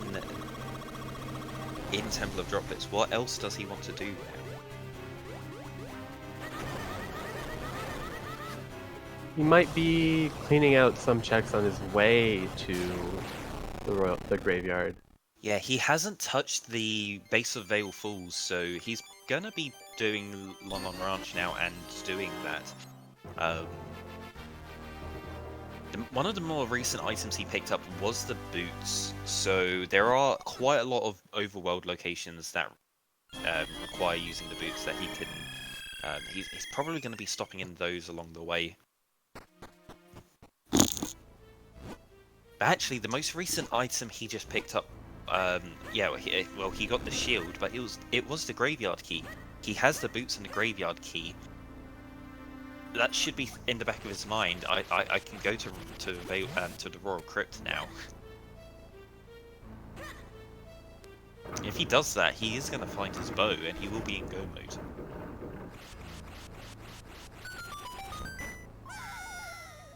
Yeah, this is a shame for Martin that they're going to have to full clear Deepwood Shrine right now. Yeah, but they aren't going to be finding their kinstones here.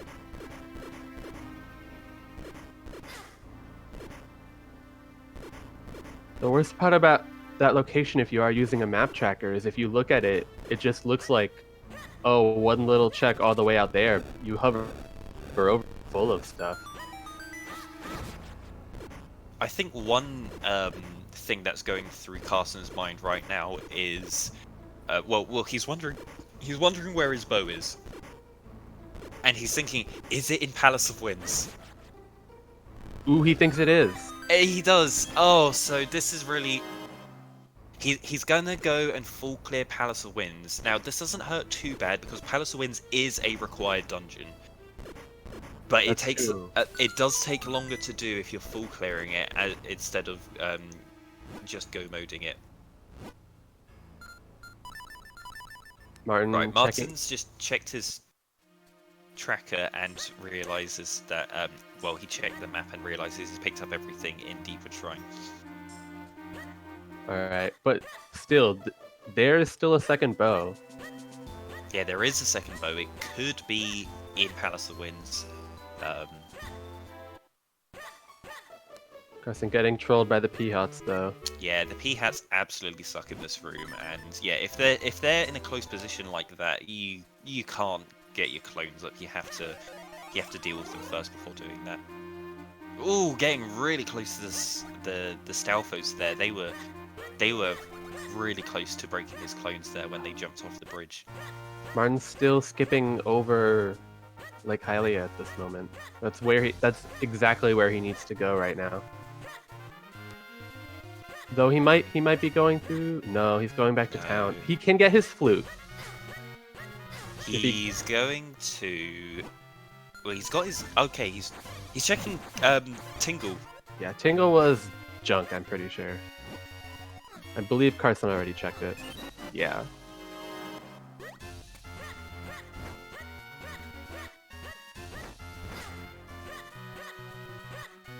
Carson with the bomb and lamp strategies on these whiz rogues.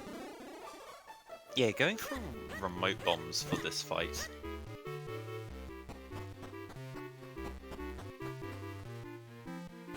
Yeah, when we see Martin do this fight later, he's going to be using the regular bombs, and he's going to be doing the any percent strats that we use. We use the regular bombs and the lantern, and it is a fantastic fight to watch.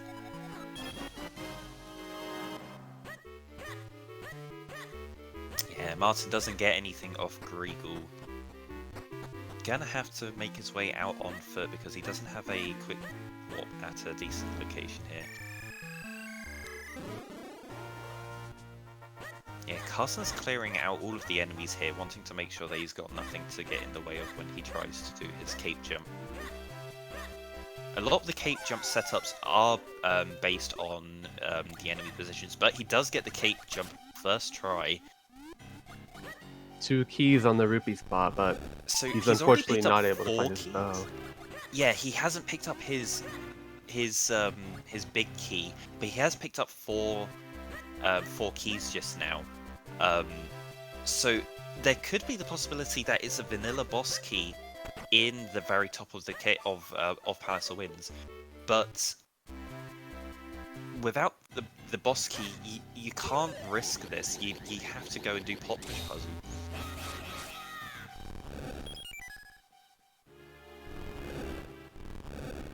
Yeah, fan loop is so slow that... Oh, and the Oh, clones no. die a split second before he can do his last push. Such a punishing room if you can't get it the first cycle. You have to set up your clones again and ride the platform. Yeah, Martin did see the remote bombs on the, I believe it was the blue warp spot in Deepwood Shrine, but decided to skip on them. They're more comfortable with doing the regular bombs throughout most of this game, since in any of the speedruns we always skip the getting the remote bombs because they take a very long time to go and get. So you're just used to playing this game with regular bombs. But yeah, if you have remote bombs, they can speed up a lot of the sections. You can't roll lift with remote bombs. I don't think we've been keeping track of Martin's roll lifts, but he has done at least 6. You did several of them in the school basement. Carson is skipping Pop Push Puzzle. Is this going to come back and hurt him later? Martin's still not getting his flute or his ocarina. He was so close to it. No. Oh. And he's not getting his kinstone either. He's going to do bow check.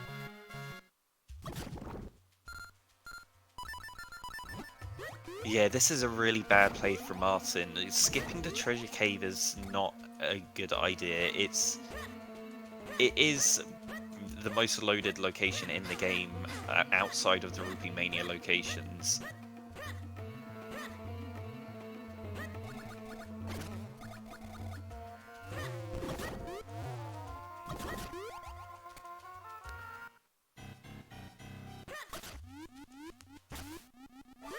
Yeah, he got his cape when he was nearby to it, and then just thought, "Nah, I'm not gonna go do that. I'm gonna head over it off in another direction." And he's found other items since then, but that's not where his kinstones are hidden. He has skipped items progression points along the way, so he does need to go back.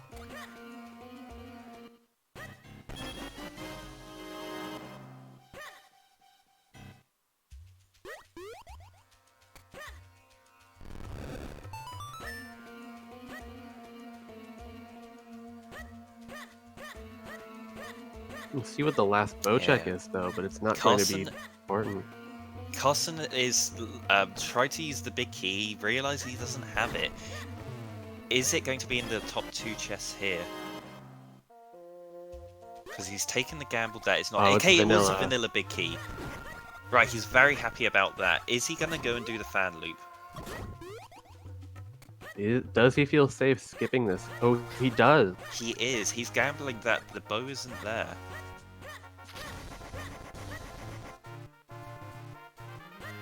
And he's also gambling that there isn't a small key there.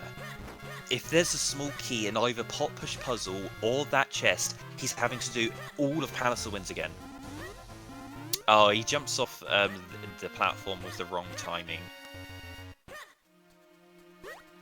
No, he jumped off way too late, so the Dark Knight isn't going to pay attention to where he's falling off. Okay. Martin is and he near misses Lake this. Hylia. Okay. Yes, Martin's making his way to Lake Hylia. This will be his go mode. It'll just be slow because he doesn't have Ocarina or Boots.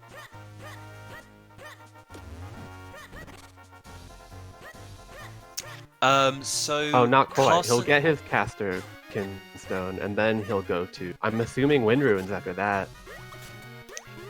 Carson got 4 small keys in the first section of Palace of Winds, which meant that yes, he has. You need 4 to go mode the dungeon, but he's used there are 6 keys in total. He has 4, which he thinks he is all he needs to get to the boss, but he's wasted the 2 small keys at the very top of the dungeon, which means he needs to get all 6 small keys. Logic does guarantee that you have at least 2 small, enough small keys to open all of the chests at the very top of the dungeon, which it did. It gave him even 1 extra after that point. So there is no guarantee that there is a small key on the. Oh, looks like Carson does have his Great Spin. Oh, he does have his Great Spin. Okay. Yeah, there is no guarantee that there's a small key on either Fan Loop or Pot Push Puzzle, but he's gonna get hurt here by. Oh, he's picked up another small key. No, sorry, no, he hasn't picked up another small key. He's missing 1 small key now to finish this dungeon. He's got 5 out of the 6. But he's skipping all of these chests along the way. He's going to have to do a lot of backtracking now in Palace of Winds, and this is going to hurt him a lot. He's going to have to do this dungeon very slowly. However, for Martin's going to be able to go mode Palace of Winds. There's no way that he's going to be able to get to Palace of Winds before he's in go mode at this point.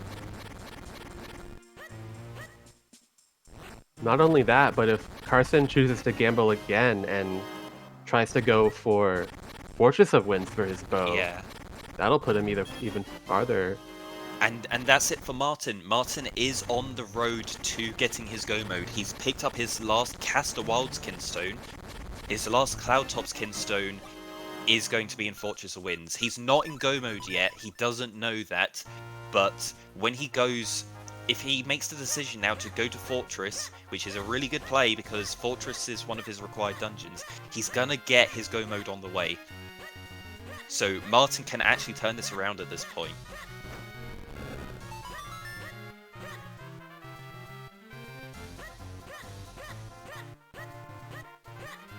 Right, it looks like this is actually coming down to exactly what we thought it was, just routing versus execution. Oh no.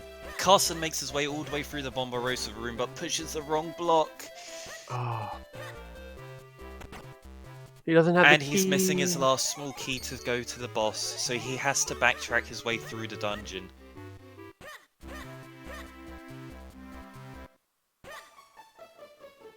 Okay, he's gonna use the red warp. There are a bunch of chests that he skipped in the second half of Palace that aren't going to take that long to go and get. He can open these chests and hopefully find a small key.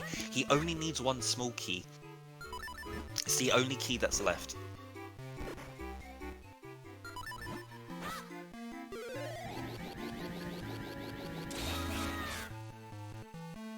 Okay, he gets the cape jump in the Bomberosa room. That is a fairly tricky cape, but the setup he did for it is really consistent.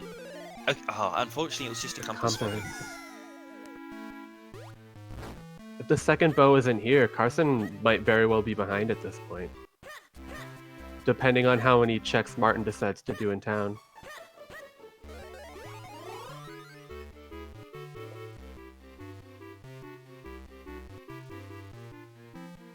His pause right there made me think he is... Yeah, there can be a small key in one of the checks that he has here.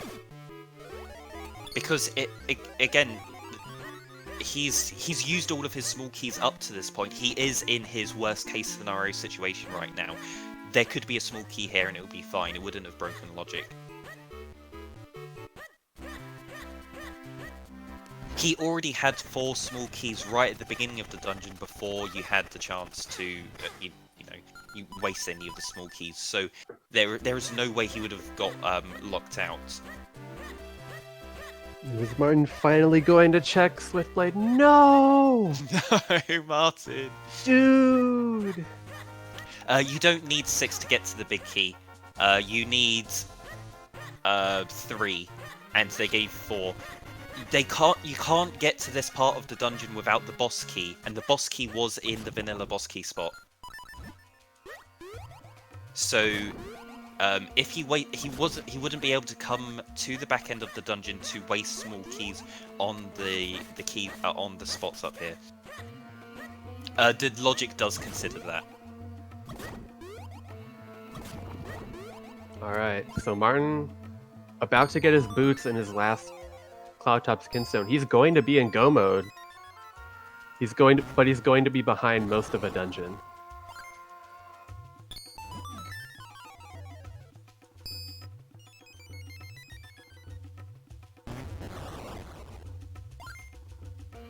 Unfortunately for Karsen is that he did all the checks in Wind Ruins.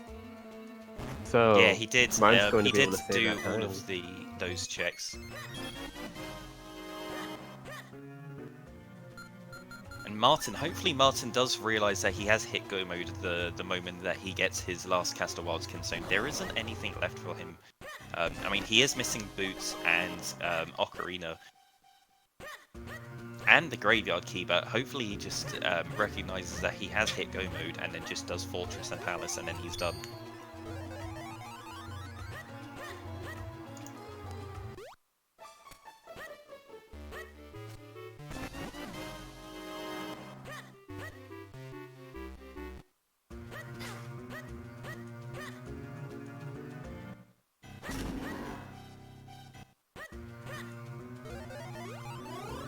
Oh, where could the second bow be for Karsen?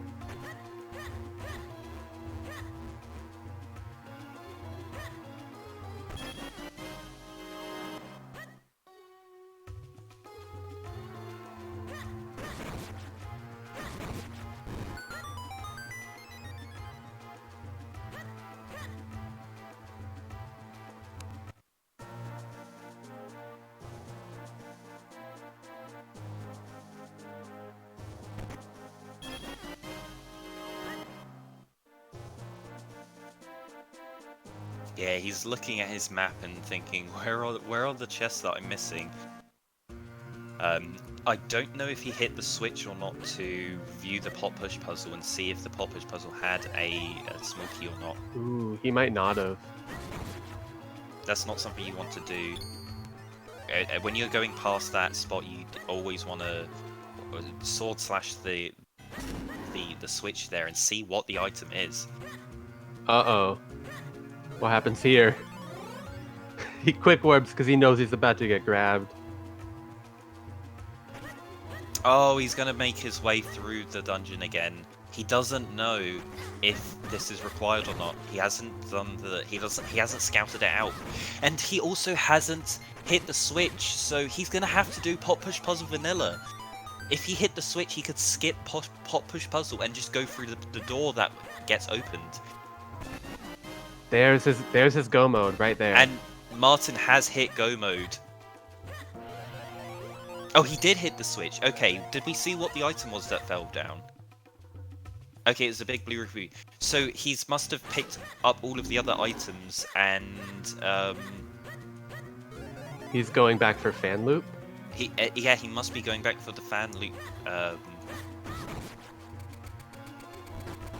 Has he really got every single other item? He's done them all kind of out of order, so we don't know if he's picked up everything.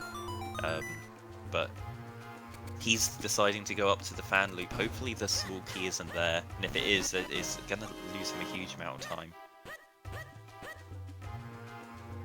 Yeah, this could be Martin's chance to pull ahead. He's going to be able to go mode this dungeon. Yeah, Martin's literally looking for the boss key. That's all he needs, and then he can just fight the boss and go immediately to Palace of Winds.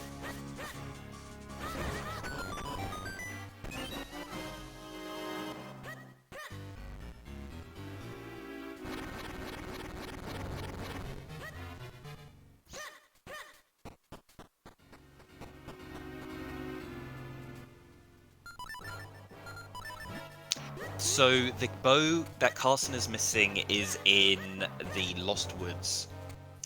The Lost Woods chest has at least one bow. We don't know where the other bow is.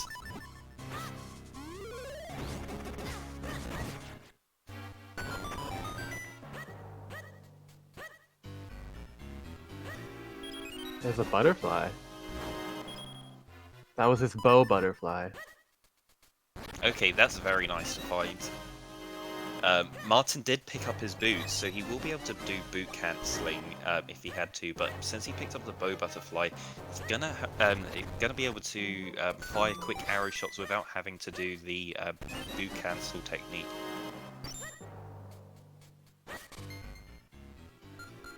Yeah, honestly, even though Martin did not really he skipped out a lot of locations with his routing. That play into the Royal Crypt in the Graveyard when he didn't even have the boots or the Graveyard key played off fantastic for him. Exactly. Like, that's the kind of play you have to make in that position, though. He knows that he's been missing out on lots of checks. Ooh, he is boot canceling. Yeah, he has his butterfly, so he doesn't actually need to boot cancel. They will fire max speed.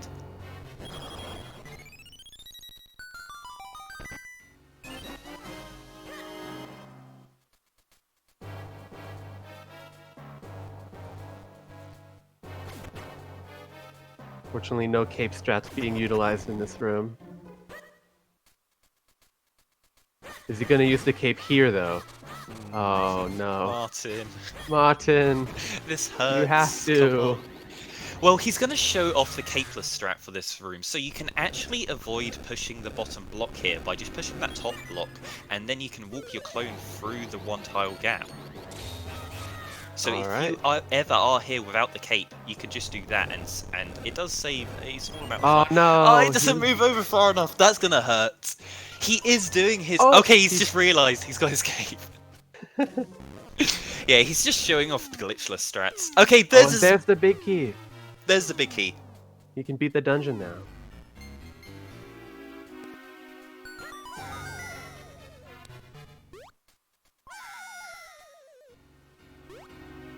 Yeah, Karsen doing one of the tricky fights here in Palace of Winds. There's 2 Ice Wizrobes and 2 Moblins that you have to deal with. Martin taking a second to think, making sure that he doesn't need to check the rest of the dungeon. Yeah, Martin is going to be heading on to Mazao very soon, and will be finishing up his 3rd dungeon. Meanwhile, Karsen is hopefully going to be finding his last small key for Palace of Winds, and this will be his 3rd dungeon. Yeah, there is the small key for Karsen in the fan loop, one of the worst spots in the game for an item to be in. Like the flute.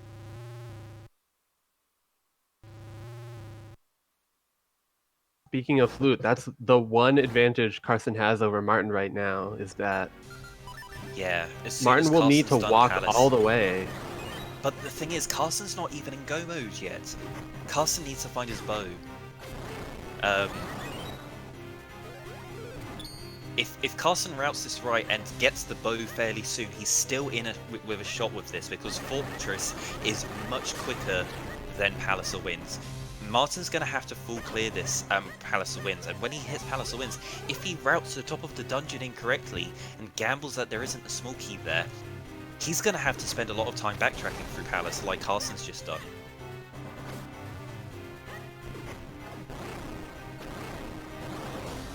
Yeah, this is still incredibly close, and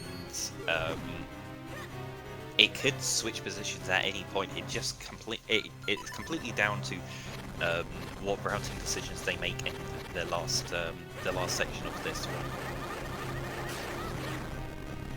Yeah, Carson finds the roll attack, but it's really looking for a bow. Yeah, he does not find the second bow. Where could it be at this point? Yeah.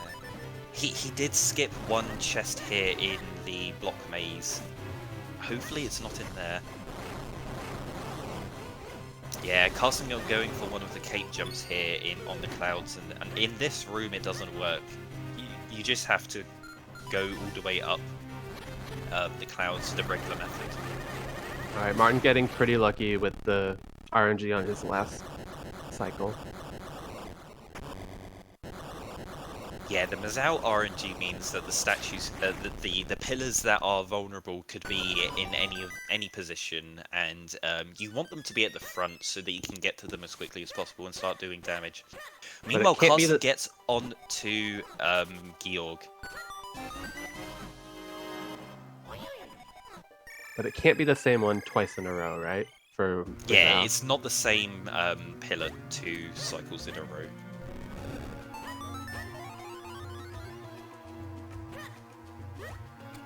Now, I wonder if Carson has the downstrike. If he has the downstrike, then it's going to make this Georg fight very easy. I know Martin got a scroll in Fortress of Winds. I believe it was either downstrike or roll attack.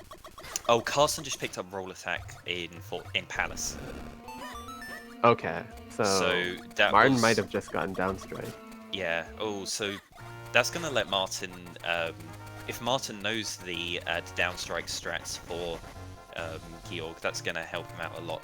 Unfortunately, you don't really fight Georg in any speedrun with the downstrike. Martin thinking that he can take the warp, but he will have to go all the way up Vale Falls and match with the last cloud there.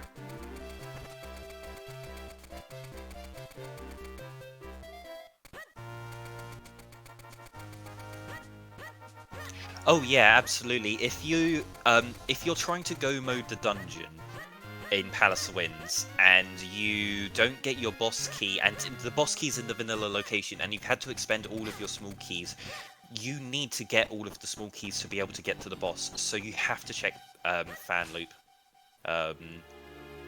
It just loses too much time to gamble that it's not there.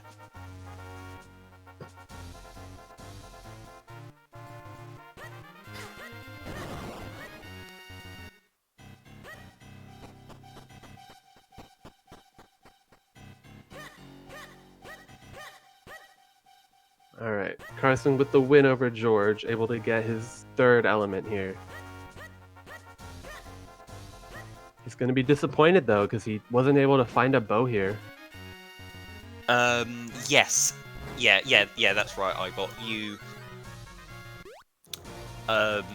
When you use your first small key at the very top of the dungeon, you have a choice. You can either gamble that fan loop's junk and use another small key to go and check the big chest there, or you do the fan loop.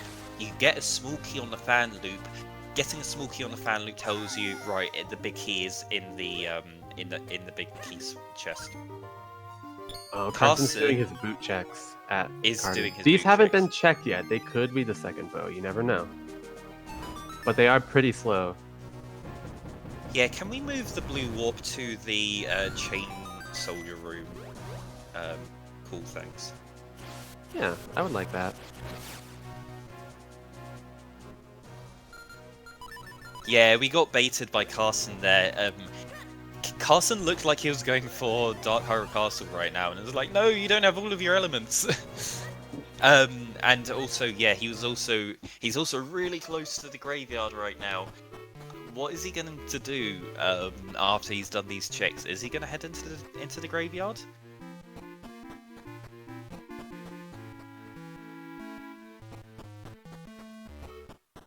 Right, Martin is making his way into Palace of Winds. Depending on how Carson routes this and how Martin routes this, Carson may be able to enter Dark Hyrule Castle first. If he finds the bow relatively soon, doing which he's going to. Yeah, he's going to do it. Okay. If Carson goes to the left-hand side of Fortress of Winds when he enters, he has a chance of getting into Dark Hyrule Castle first before Martin. Alright, this is entirely down to... Are you going to do the correct routing? Is Martin going to skip fan loop and not get the key? Yeah, it is down to Martin at this point. His decision at the top of Palace of Winds is going to have a huge effect on how long it's going to take for him to finish this dungeon. That's not even... Actually, that's not even entirely true. He has the room to go mode this dungeon, but Carson didn't. So he might not even need to use all his keys to get the limited check. He's going to have to use every single key, because the boss key was in the very top chest in Palace of Winds, which means you have to use all of your small keys. Oh, okay. Yeah, it's literally because the boss key was in the worst possible location. Oh, Martin gets trolled a bit, and yeah, if you start this fight on the right-hand side, you just don't get to set up properly for this fight. Yeah, I'm guessing there are different strats. Well, yeah, it's like Carson's because gonna be in the vanilla game, you're supposed to enter from the bottom where those statues are. There's a bridge there that you walk along before you get your cape. Carson finally picks up his bow. Yeah, Carson heading to Fortress of Winds in go mode now.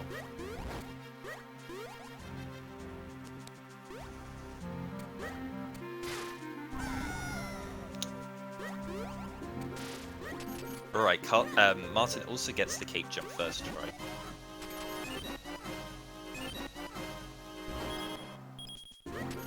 Carson does have the advantage of already having been here, so he can skip some of these arms.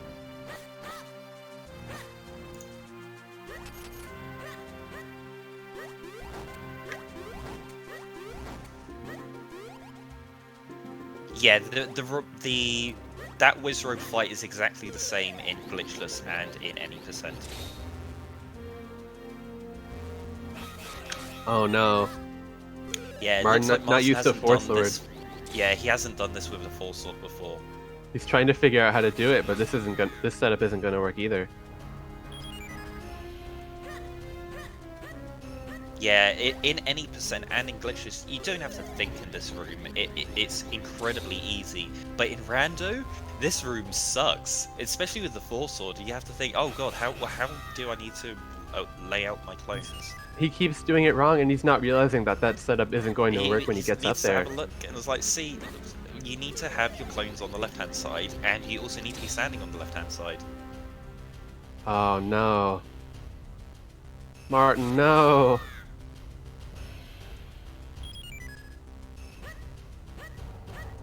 Analyze this room carefully.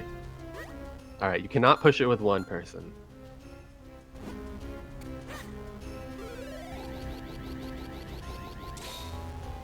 And the top left. Go for the top left. There we go. This will work. Alright. He needs to move to the right. He needs Otherwise to move the to the clones will right. break. Okay! Oh, what? The clones got through, but he fell off the platform.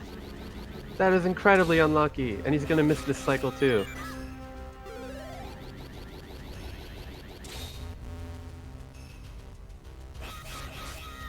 The safe way of doing this is to hang a clone off of the platform on the right-hand side.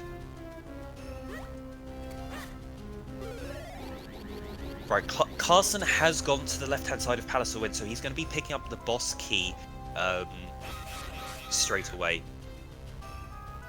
And then once he's got his boss key, he's going to know that he's in. That's all he needs to do to the boss. Martin getting extremely trolled by this room. Yeah, and you don't have enough time if you miss that cycle. You have to... Yeah, no, he's not going to have any time here. He needs to go back and to create more clones again.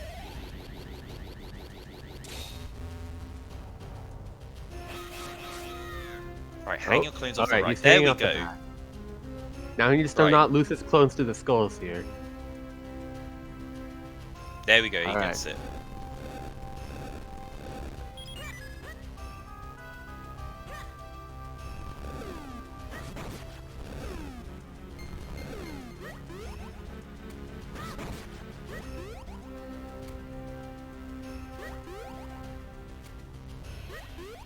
No, Martin! Oh no! Alright, and there's Carson's big key.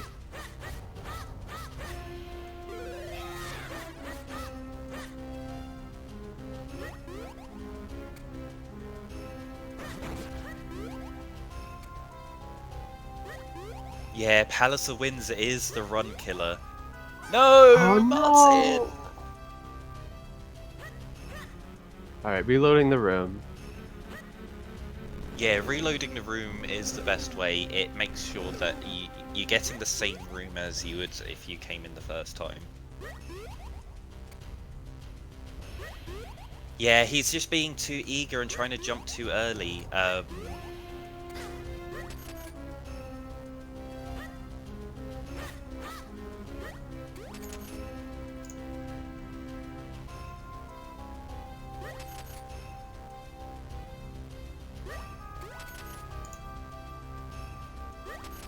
We don't get to see where Carson is right now.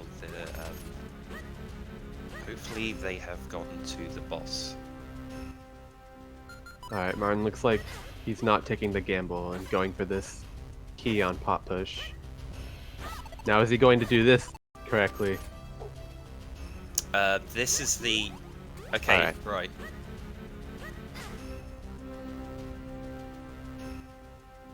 Yeah, the pot push gamble isn't going to pay off.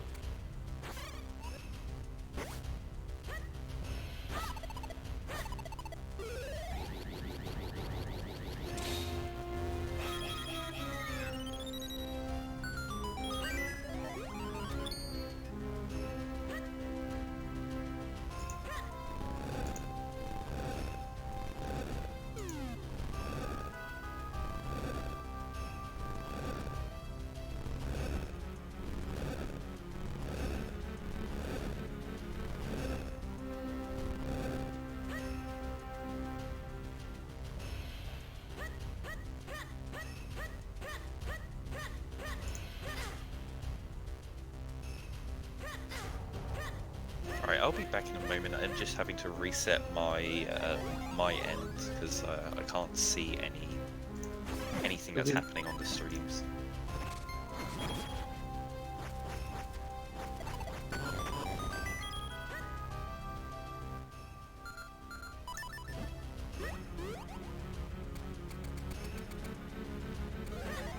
Right, okay. Yep, we have Carson in the Mazao fight, and Martin is making their way through Palace of Winds.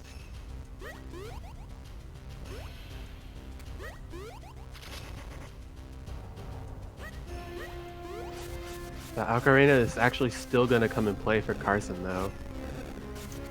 Because after he beats this dungeon... Well, Martin does have the quick way of being able to warp back through the warp in the Wind Tribe house.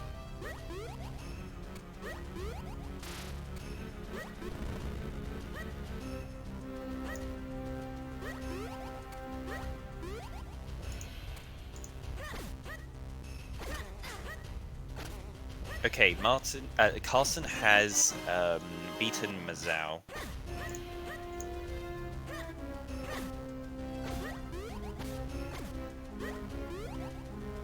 Right, so Carson is the first to get all 4 of their elements. They're going to use their Ocarina and go directly to Dark Hyrule Castle. On the other hand, Martin is at the very top of Palace of Winds. They're about halfway through the dungeon now. Now is the decision moment for Martin. Are they going to get their small key that that is on the fan loop here?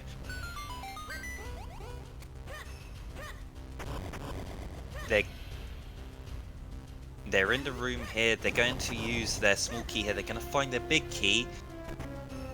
Are they going to gamble that the small key is somewhere else? No, he's going doing for it. This is the play for Martin. Martin is going to get paid off for getting his last small key here. And he sees he has 4 swords, so he doesn't have to push the pot.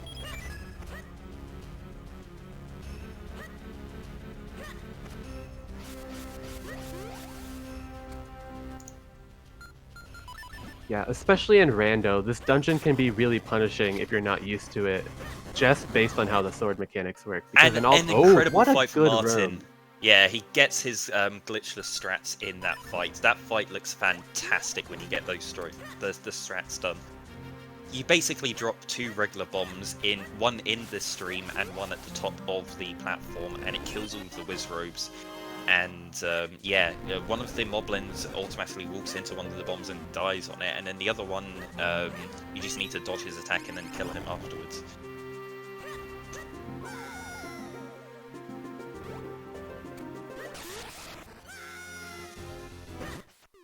Alright, Martin making quick work of the Darknet as well.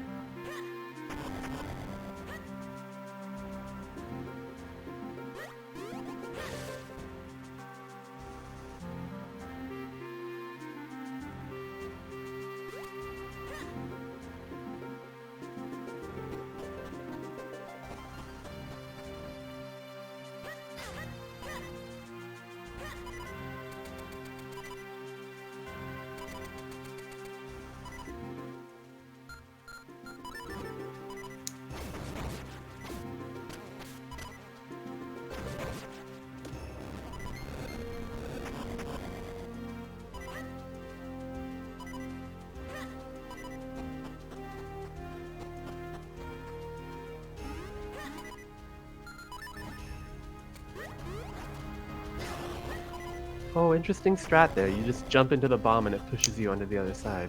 Yeah, that's the YOLO strat. You just jump.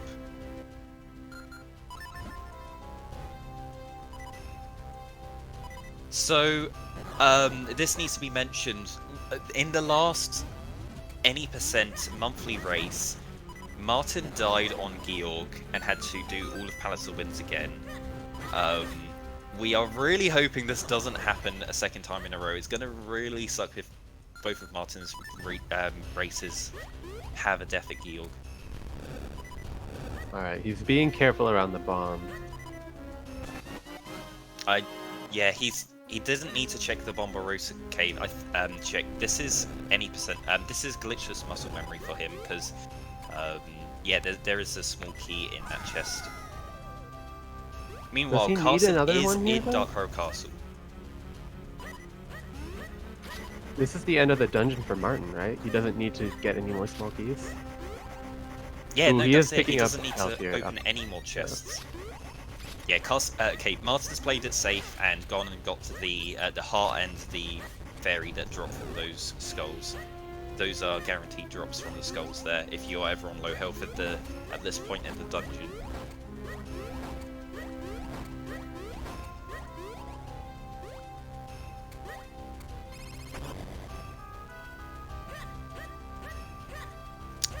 Yeah, so let's go for some tower bets. How many towers do you think are going to be required to do the Dark Horror Castle? Ooh, Martin maybe does not.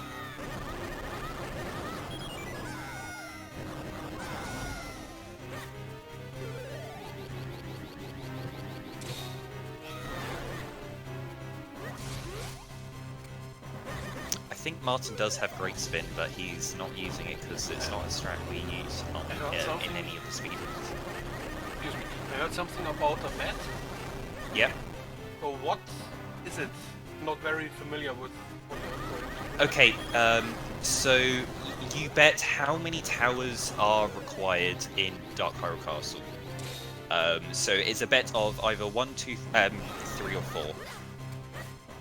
And people can also specify exactly which towers are going to have the small keys. So north, east, northwest, southeast, or southwest.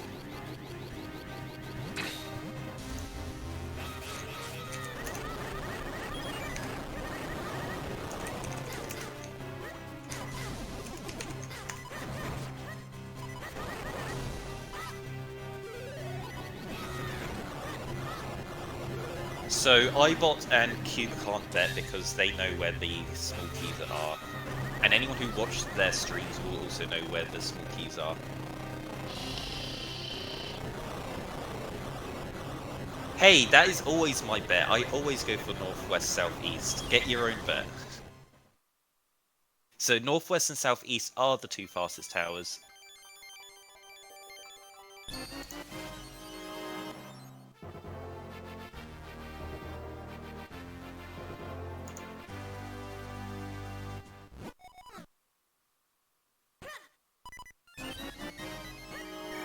Oh, precious frames wasted on picking up that bomb drop.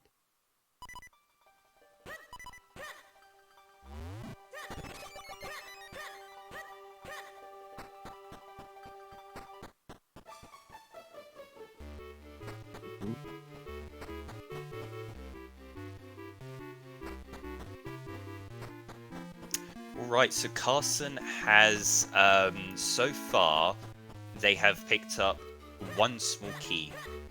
There are 5 small keys in this dungeon, and there is one more chest before they get to the tower section. So we are Carson's seeing either getting a 3 bit or 4 trolled. towers. It could be 4 towers, depending on what the next chest is. So far, 1 and 2 towers are ruled out. It is guaranteed to be at least 3 towers. Hang on, where is Martin going at this point? Martin, you're in... Oh! Okay! Right, Martin's going for the swag here. He's got Din to move into this house so that he can get a charm from her. Ooh! So Din's charm doubles your damage on your sword when you activate it. Martin's gonna go for using Din's charm to get extra damage in the Vati fights. I see. Now this isn't a strategy I've ever decided to even try. So it's really easy to get that that bottle. All you'd need to do is talk to Gorman, that's in front of that house there, and then talk to Din, and then she's moved into the house, and you go and talk to Din, and you get the bottle with the thing in it. So it does take a really small amount of time, but I have no idea if it actually speeds up the Vati fights at all. That's why I've never considered it. I don't think it speeds up the Vati fights at all, but it could make them more consistent. We'll see what Martin does and see if he can do them any faster. Yeah, I'm wondering So- exactly how many it could skip, how many cycles could be skipped just from using that. Furore and Nehru also give similar buffs. Nehru's buff is a double defense, so you take, I think it is half the damage you would normally take in fights. And Furore's one is a mix of both with reduced effect on both. So it's half the strength of Din's buff and half the strength of Nehru's buff. Also, when you activate those charms, Link's tunic color changes to that charm. So when Martin activates the Din's charm, his tunic's going to change to red for the Vati fight.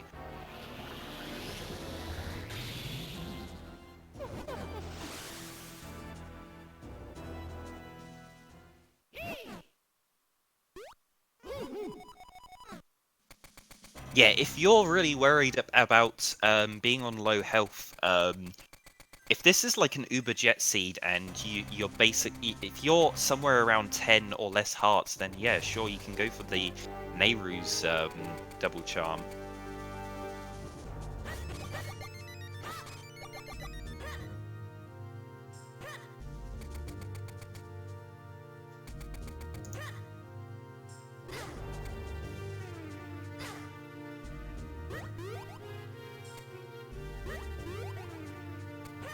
Yeah, so we've lost connection to Carson's stream. They were in Dark Hyrule Castle, checking out the chests next to the Dark Nut.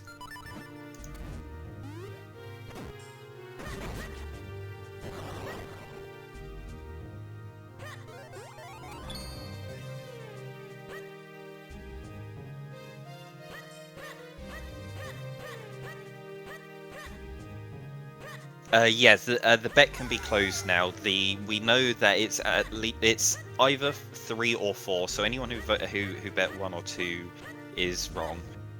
Well, oh, I bet 3. Never mind. I bet not southeast. Okay. You bet the same as Beryl. Oh, well. Wait, no, Beryl bet the same as you. Wait, when did the bet go in? Oh, Beryl.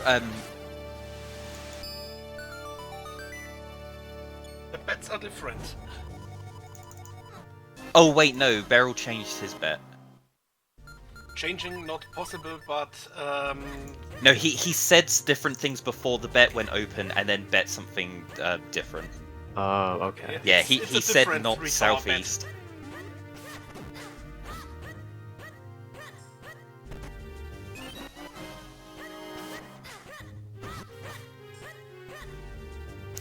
Right. Do we have Carson back?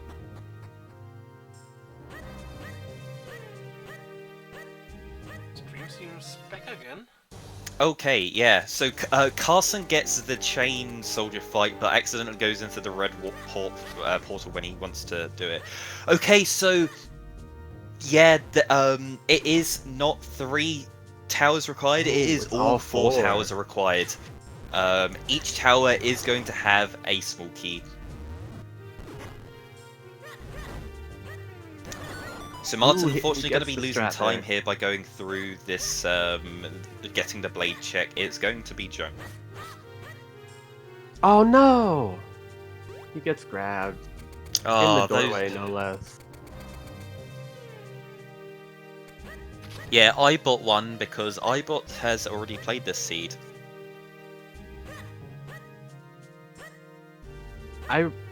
His bet wasn't all 4, I'm pretty sure. He just bet. His bet Like, was, who I'm not knows going to or say. something. So all 4 towers were required. Yeah, all 4 towers. I would say I'm not telling.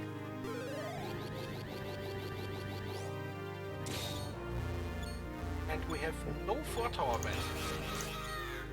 Well, Plant said a shrug. I think that wins. Just wanted to assign him for the shrug.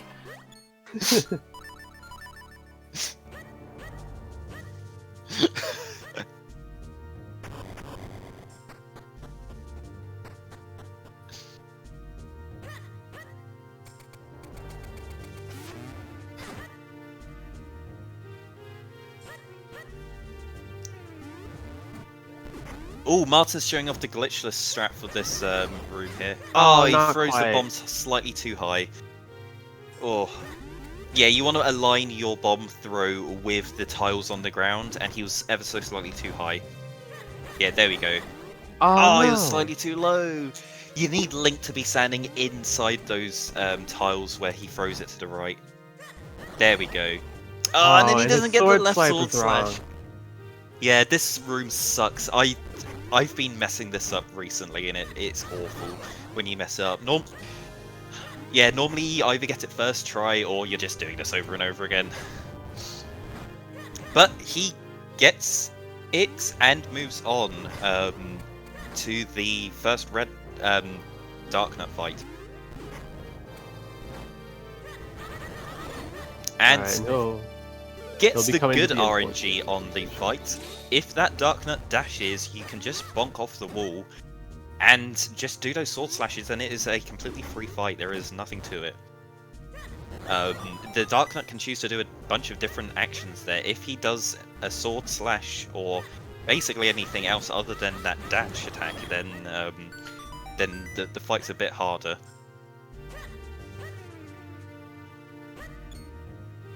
Right, Martin looking to make up some ground here, but he's still a decent chunk behind.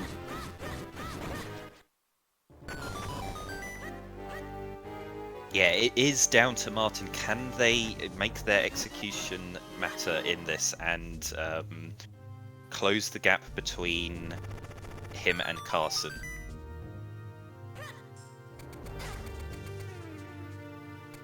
Definitely has a lot more opportunity to manage that when all 4 towers are required. But that does mean he can't potentially get lucky and skip a tower that Karsen does. That won't have a key. Right, we've just refreshed, and okay, Karsen has done one of the towers so far and is currently doing the northwest tower.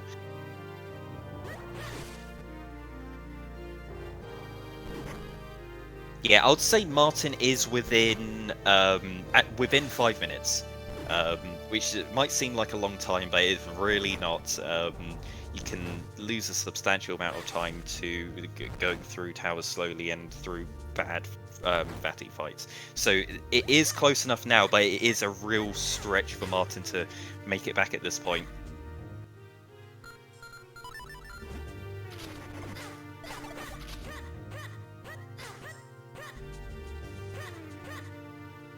Yeah, so what was each other's go mode was Karsen's go mode was his bow, which was in Royal Valley, and he's basically full cleared everything else in the game, even Temple of Droplets, before going to the graveyard and getting his bow.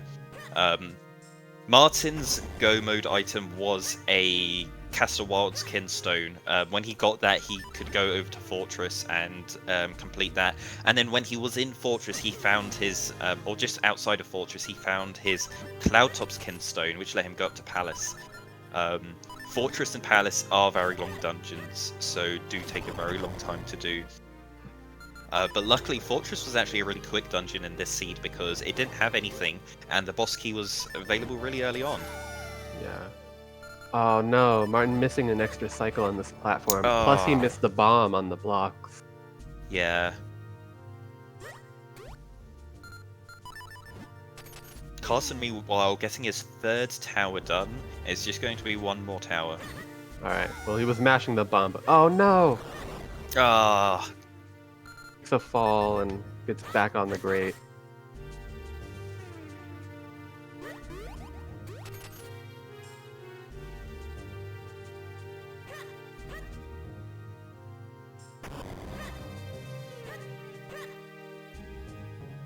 Yeah, Martin was actually the first to hit go mode. Beautiful it's quick just kill. that his go mode item had basically locked a lot of what he had left to do in the run behind it. Whereas Karsen, his go mode item only locked one boss, a very quick boss fight. So once he got his go mode item, Karsen managed to get ahead much faster. But this has been a very close race. Martin managing to get his go mode first really threw a spanner into things, because Karsen has had a small advantage throughout most of the seed, and now it's looking Karsen is having a small advantage here in Dark Hyrule Castle as well. Karsen has completed all of the towers and is getting his big key. He's going to be going on to the Gauntlet and doing the Vati fights. Meanwhile, Martin needs to now do all 4 of the towers himself before he can get his boss key and follow into the Vati fights. Yeah, unfortunately, if you're able to do the baddie fights with a good deal of consistency, there's not that much time you can be making up here. Yeah, both of these runners should not be dying on Vati. They have more than enough health and more than enough items to be able to do this handily. They are 2 hours 40 minutes into this and have been given basically everything they need.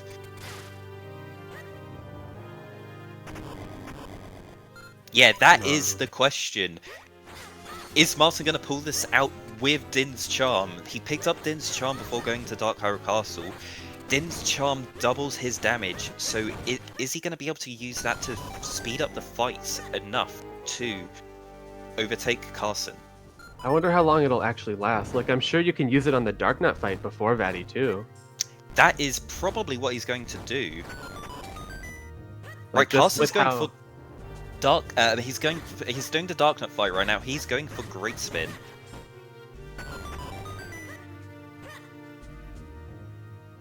Oh, he went for a great spin right at the start, but now I think he's decided to switch up to do rolling.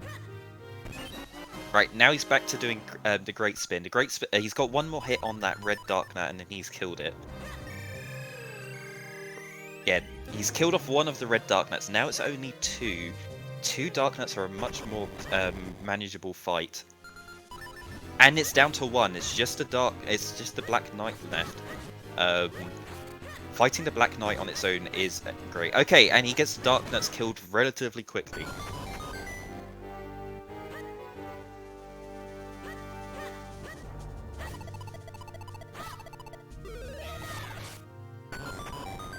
Alright, Martin with the clean spin to get through the quick tower.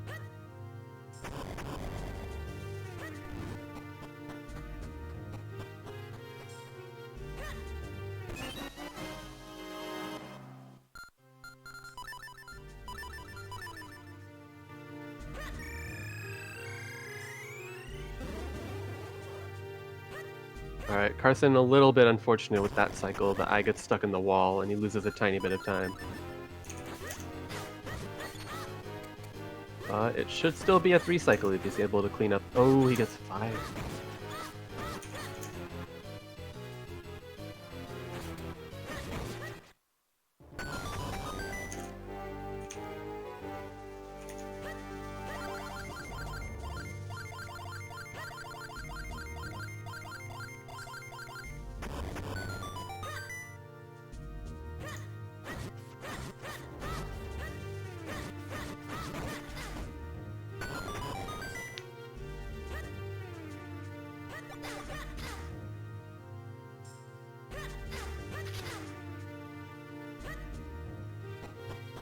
But it looks like Karsen will be able to clean up Batty 1 here. Yeah, Karsen, unfortunately, he's going to go for... yeah, okay, he gets a 4 cycle on Batty 1. You can do it slightly faster if you're using Great Spin. I think he was trying to do Roll Attack, and Roll Attack's really tricky to get the triple, get the 3 cycle. However, Martin is done with his towers. He has got all of his small keys. He's going to be getting the big key and entering the gauntlet. However, Karsen's already on Vatty 2 at this point, and it is about a 5-minute difference. Yeah, and with the amount of health Karsen has, it would take some substantial trolling from Vatty 2 to be able to manage this. We aren't. We're also not really thinking about Vatty 3 throws. When you're in Vatty 3 and your opponent hasn't done, it is so incredibly stressful, and any missed throw loses so much time. We really don't hope it, but Karsen could choke on Vatty 3 and give enough time for Martin to catch up. Martin actually doesn't have the great spin, it looked like. It looked like he tried to do one there. Right, so... yes, Martin's having to do this room without the great spin. Not trivial at all. This room sucks if you don't have the great spin. But if you do have the great spin, this isn't even a room people think about. Right. Okay, Karsen also getting trolled by Vatty 2. Alright, is this where he uses his Din's Charm? No, he's not using his Din's Charm here. Oh my goodness. Gets the good RNG! Yes, Martin! And he doesn't even get interrupted by the red Darknut. Yeah, no, when you get that RNG where the Darknut decides to dash down like that, it's so incredibly easy to finish this fight off, and he's going to finish this fight really fast. Yeah, that is one of the fastest Darknuts we've seen. Okay, Karsen gets Vatty 2 done. He's going to be going on to Vatty 3 now, while Martin is starting Vatty 1. This race is still really tight, and it could go to anyone. Karsen does have the advantage being the 2 fights ahead.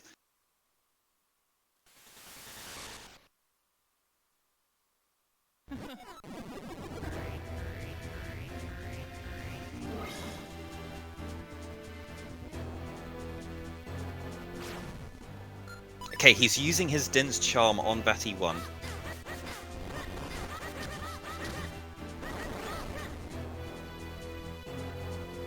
Now, he doesn't have Great Spin, so he's not going to be able to use the Great Spin to get a fast fight. Oh, that's right! That must be what it's for, because he doesn't have the Great Spin. He doesn't have Great Spin, and he doesn't have Roll Attack. He didn't get either of those scrolls, so that's why he's got the he's got Din's Charm. Oh no, he gets fired. It should be fine. I think he dealt enough damage. Oh, Vati, yeah, Vati one's teleporting. Oh no. And he gets the fight done. Can he get over to the fairy in time? No, he doesn't. So Martin's on low health here and doesn't have a fairy. Meanwhile, Carson's on the second and last arm of Vati 3. Carson's now on the final stage of Vati 3.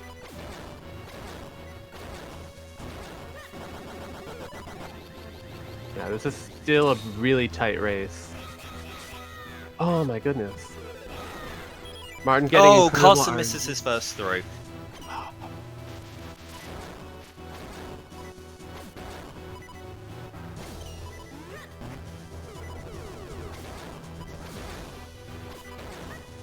Hopefully Martin can finish off Vati 2 without getting killed. He is on the second cycle right now. Oh, Karsen misses another volley on Vati 3. Carson's still yet to hit Vati 3 and do any damage. Again, he misses another throw. He's standing too far to the right. He needs to be lined up in front of Vati 3. Oh, and getting trolled by the electricity attack there. Oh, another. Not having enough time to get his clones up. Yeah, but Martin's Vati 2 is going extremely well.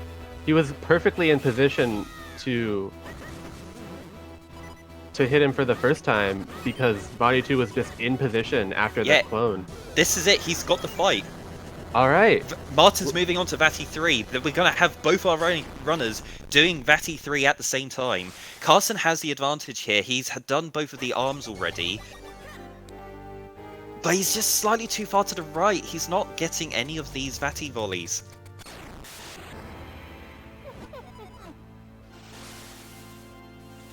This is going to be a nail-biting finish. Karsen gets a volley in.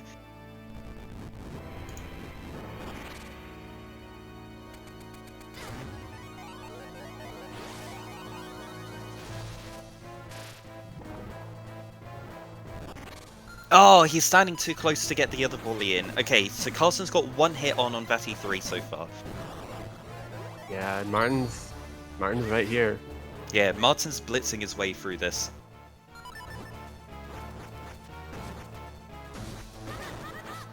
Oh, and without Great Spin, he's using boomerang straps on Body's arm. In the speedrun, we use the boomerang just to make sure those fights are consistent. We don't want to be losing time because the guy is moving out the way. Oh my goodness. A bunch of punishment from Vati 3 there, trying to get back to the pedestal.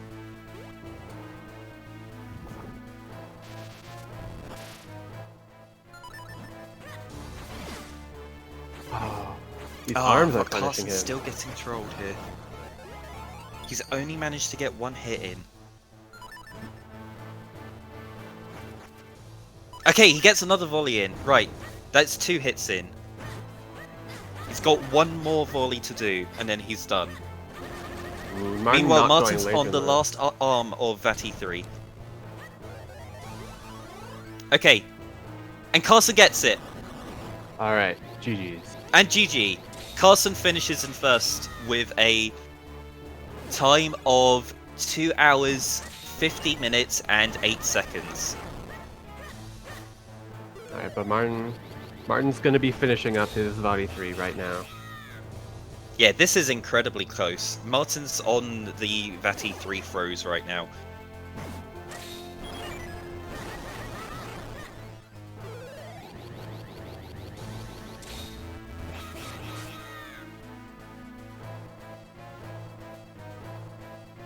Oh, you know, actually one thing that made it look way closer as it is, look at the timers between the two runners.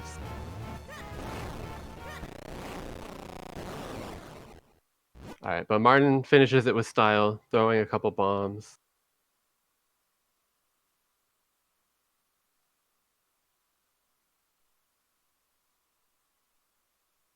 Yeah, and Martin finishes up with 2 hours 52 minutes and 55 seconds. Yeah, we were slightly desynced there towards the end, so it did look like it was incredibly close, but it still was very close. It was just 2 minutes apart, not the 30 seconds or so we thought it was.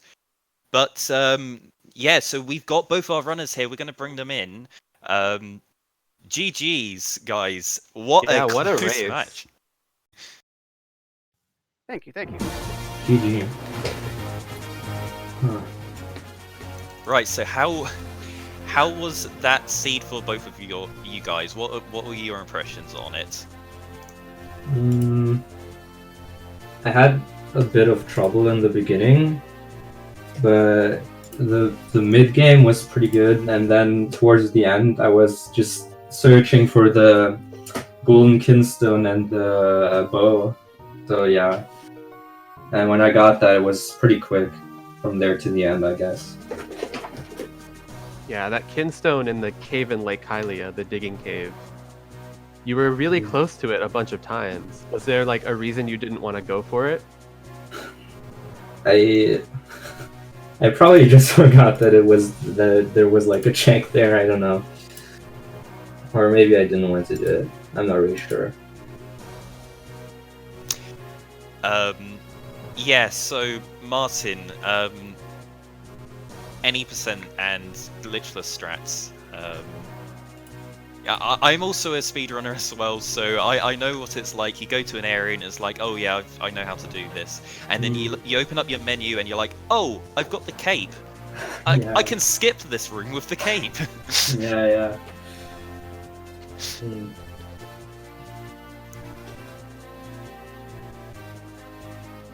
Yeah, we were shouting a bit in Cave of Flames because he did the entirety of the basement of Cave of Flames, all of the platforms using the cane, and was like, no, you've got the cape, just jump across the lava gaps.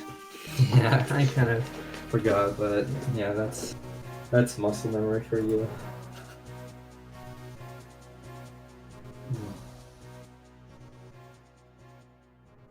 Yeah, so both of you had completely different go mode items. Karsen's go mode was the bow in Royal Valley. Martin, you dipped there really much earlier than Karsen and found the bow there, which was really fortunate for you. But you were still locked out of Fortress by that by the Kinstone in North Lake Hylia, the treasure cave there. Yeah. So Martin, you were actually first to hit go mode. But when you found that kinstone and went to Fortress and got your Cloudtop's kinstone there, that was your go mode. But Karsen had already done Palace at that point and was it was just looking for that bow. So then when they found their bow, they just could very quickly do Fortress and get into Dark Hyrule Castle. Yeah.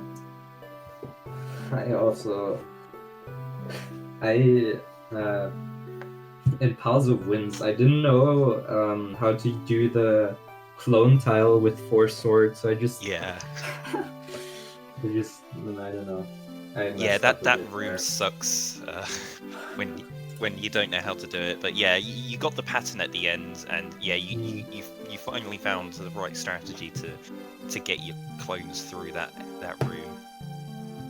Yeah, and one very important advantage Karsen had over you, Martin, was he actually picked up his flute. Yeah, I don't know where was the ocarina. The ocarina was Swiftblade's cape check. Oh. Yeah, I you went there that so early. I wanted to get that, but then I just forgot.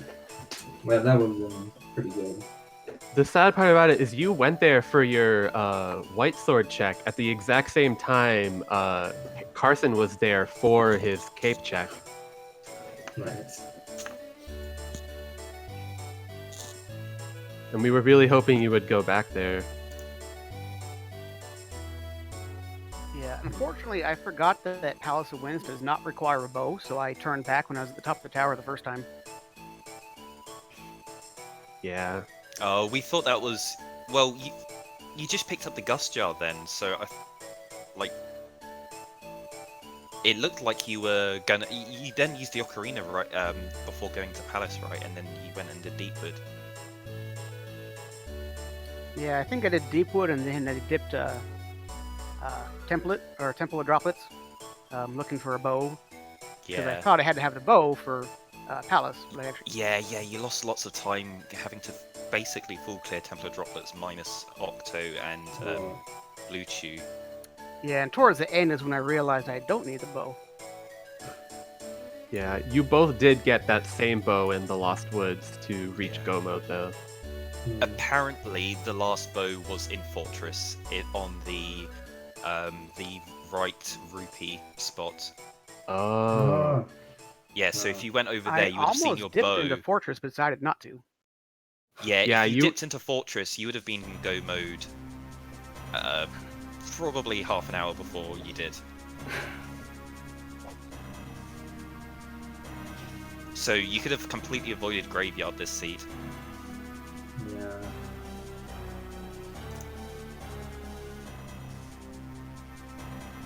But both of you got your Four Swords relatively early and from different locations. Well, you were both on your Red Sword at basically the same time. Well, not basically the same time, but you were both on Red Sword, and then at the same time you both picked up Blue Swords from different locations. One being at the top of the school, and the other one being in Castor Wilds. Hmm.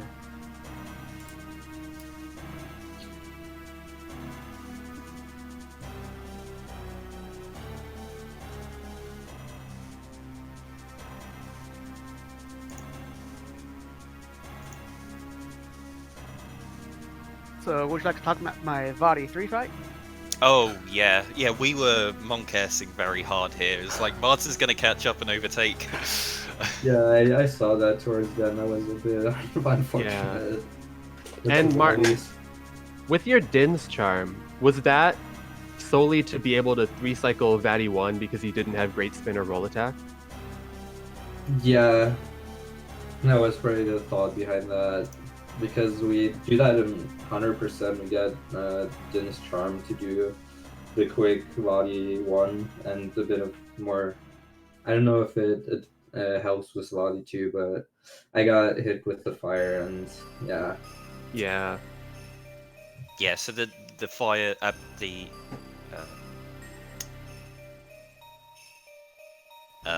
yeah, so the 100% run is done on the Japanese version of the game, isn't it? Yeah. Yeah, yeah, the Japanese version, the Vati 1 fight is a bit harder than it is on the EU version. So on the EU version, it's actually really easy to 3-cycle. You don't need to use the red Din's Charm if you have Roll Attack or the Great Spin.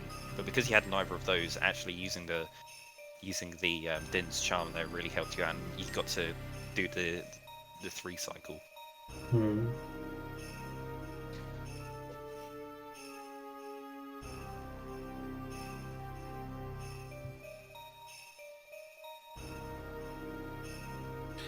Seems like there are no any further questions.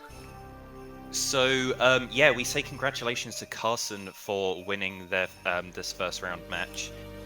You thank you are very going much. to be going against Nesman in the next round. What Oh, are that's a your big thoughts Monka on S that? right there.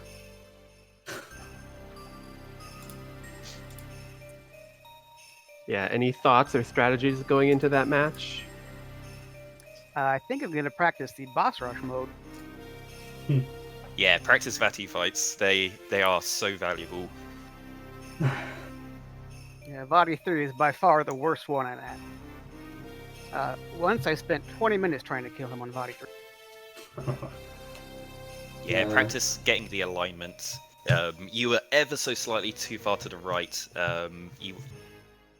Otherwise you would have got a lot of those volleys. You were getting your clones up in time. You just needed to. It's just all about the practicing the alignment.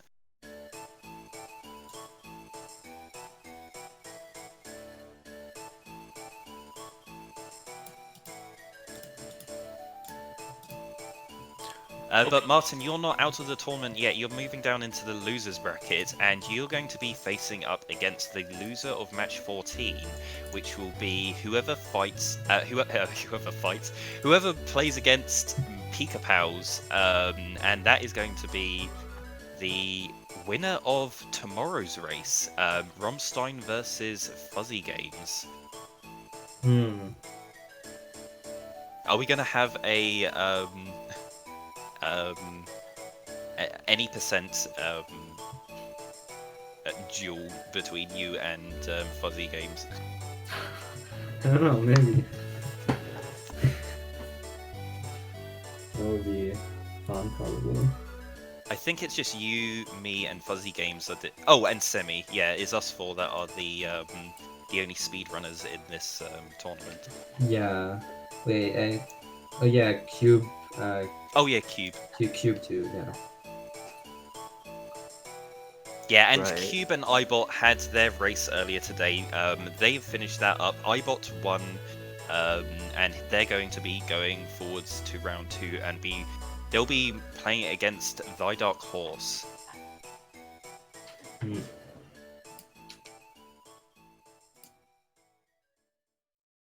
Yeah, I'll just see how long I can stay in this tournament, but it was a lot of fun, this race. So yeah, GG. Yeah, there's definitely no shame in losing, especially if you're brand new. That just gives you a lot more time to practice strategy and routing. Yeah, how many seeds have you fully completed? Probably like 3 or 4. So yeah, I did one right when the randomizer came out, and then I did 2 to practice, and then this one. So yeah. Yeah, so this was basically your 3rd seed on these settings, so that's Yeah, those. people are extremely happy to get a sub 3 time being their third seed. So yeah, GG's on that. Thanks. Yeah, the last thing to mention about the settings is there were a couple obscure locations you checked that aren't part of the logic anymore. The rupees underwater in Temple of Droplets and in the Vale Falls Rupee Cave. Yeah, I was wondering. Yeah, Like make sure my you're last... playing on the most recent version. We are on 0.6, and if you play with Rupee Mania, those locations shouldn't be randomized unless you have obscure locations that are also turned on. Yeah, And my yeah, last... also update your tracker. Yeah. Or use Mist Tracker. Yeah, use my tracker. Link in the Discord.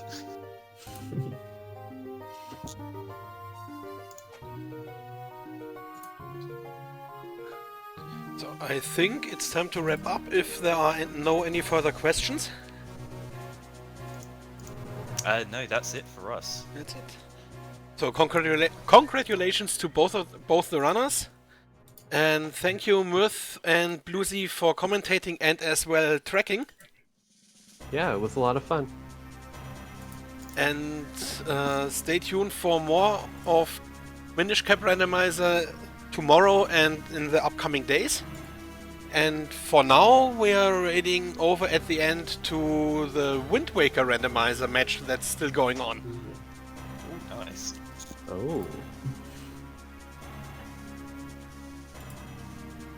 So give all of them a follow and see you soon. Alright, See ya. take care everyone. Bye. Thank you, thank you.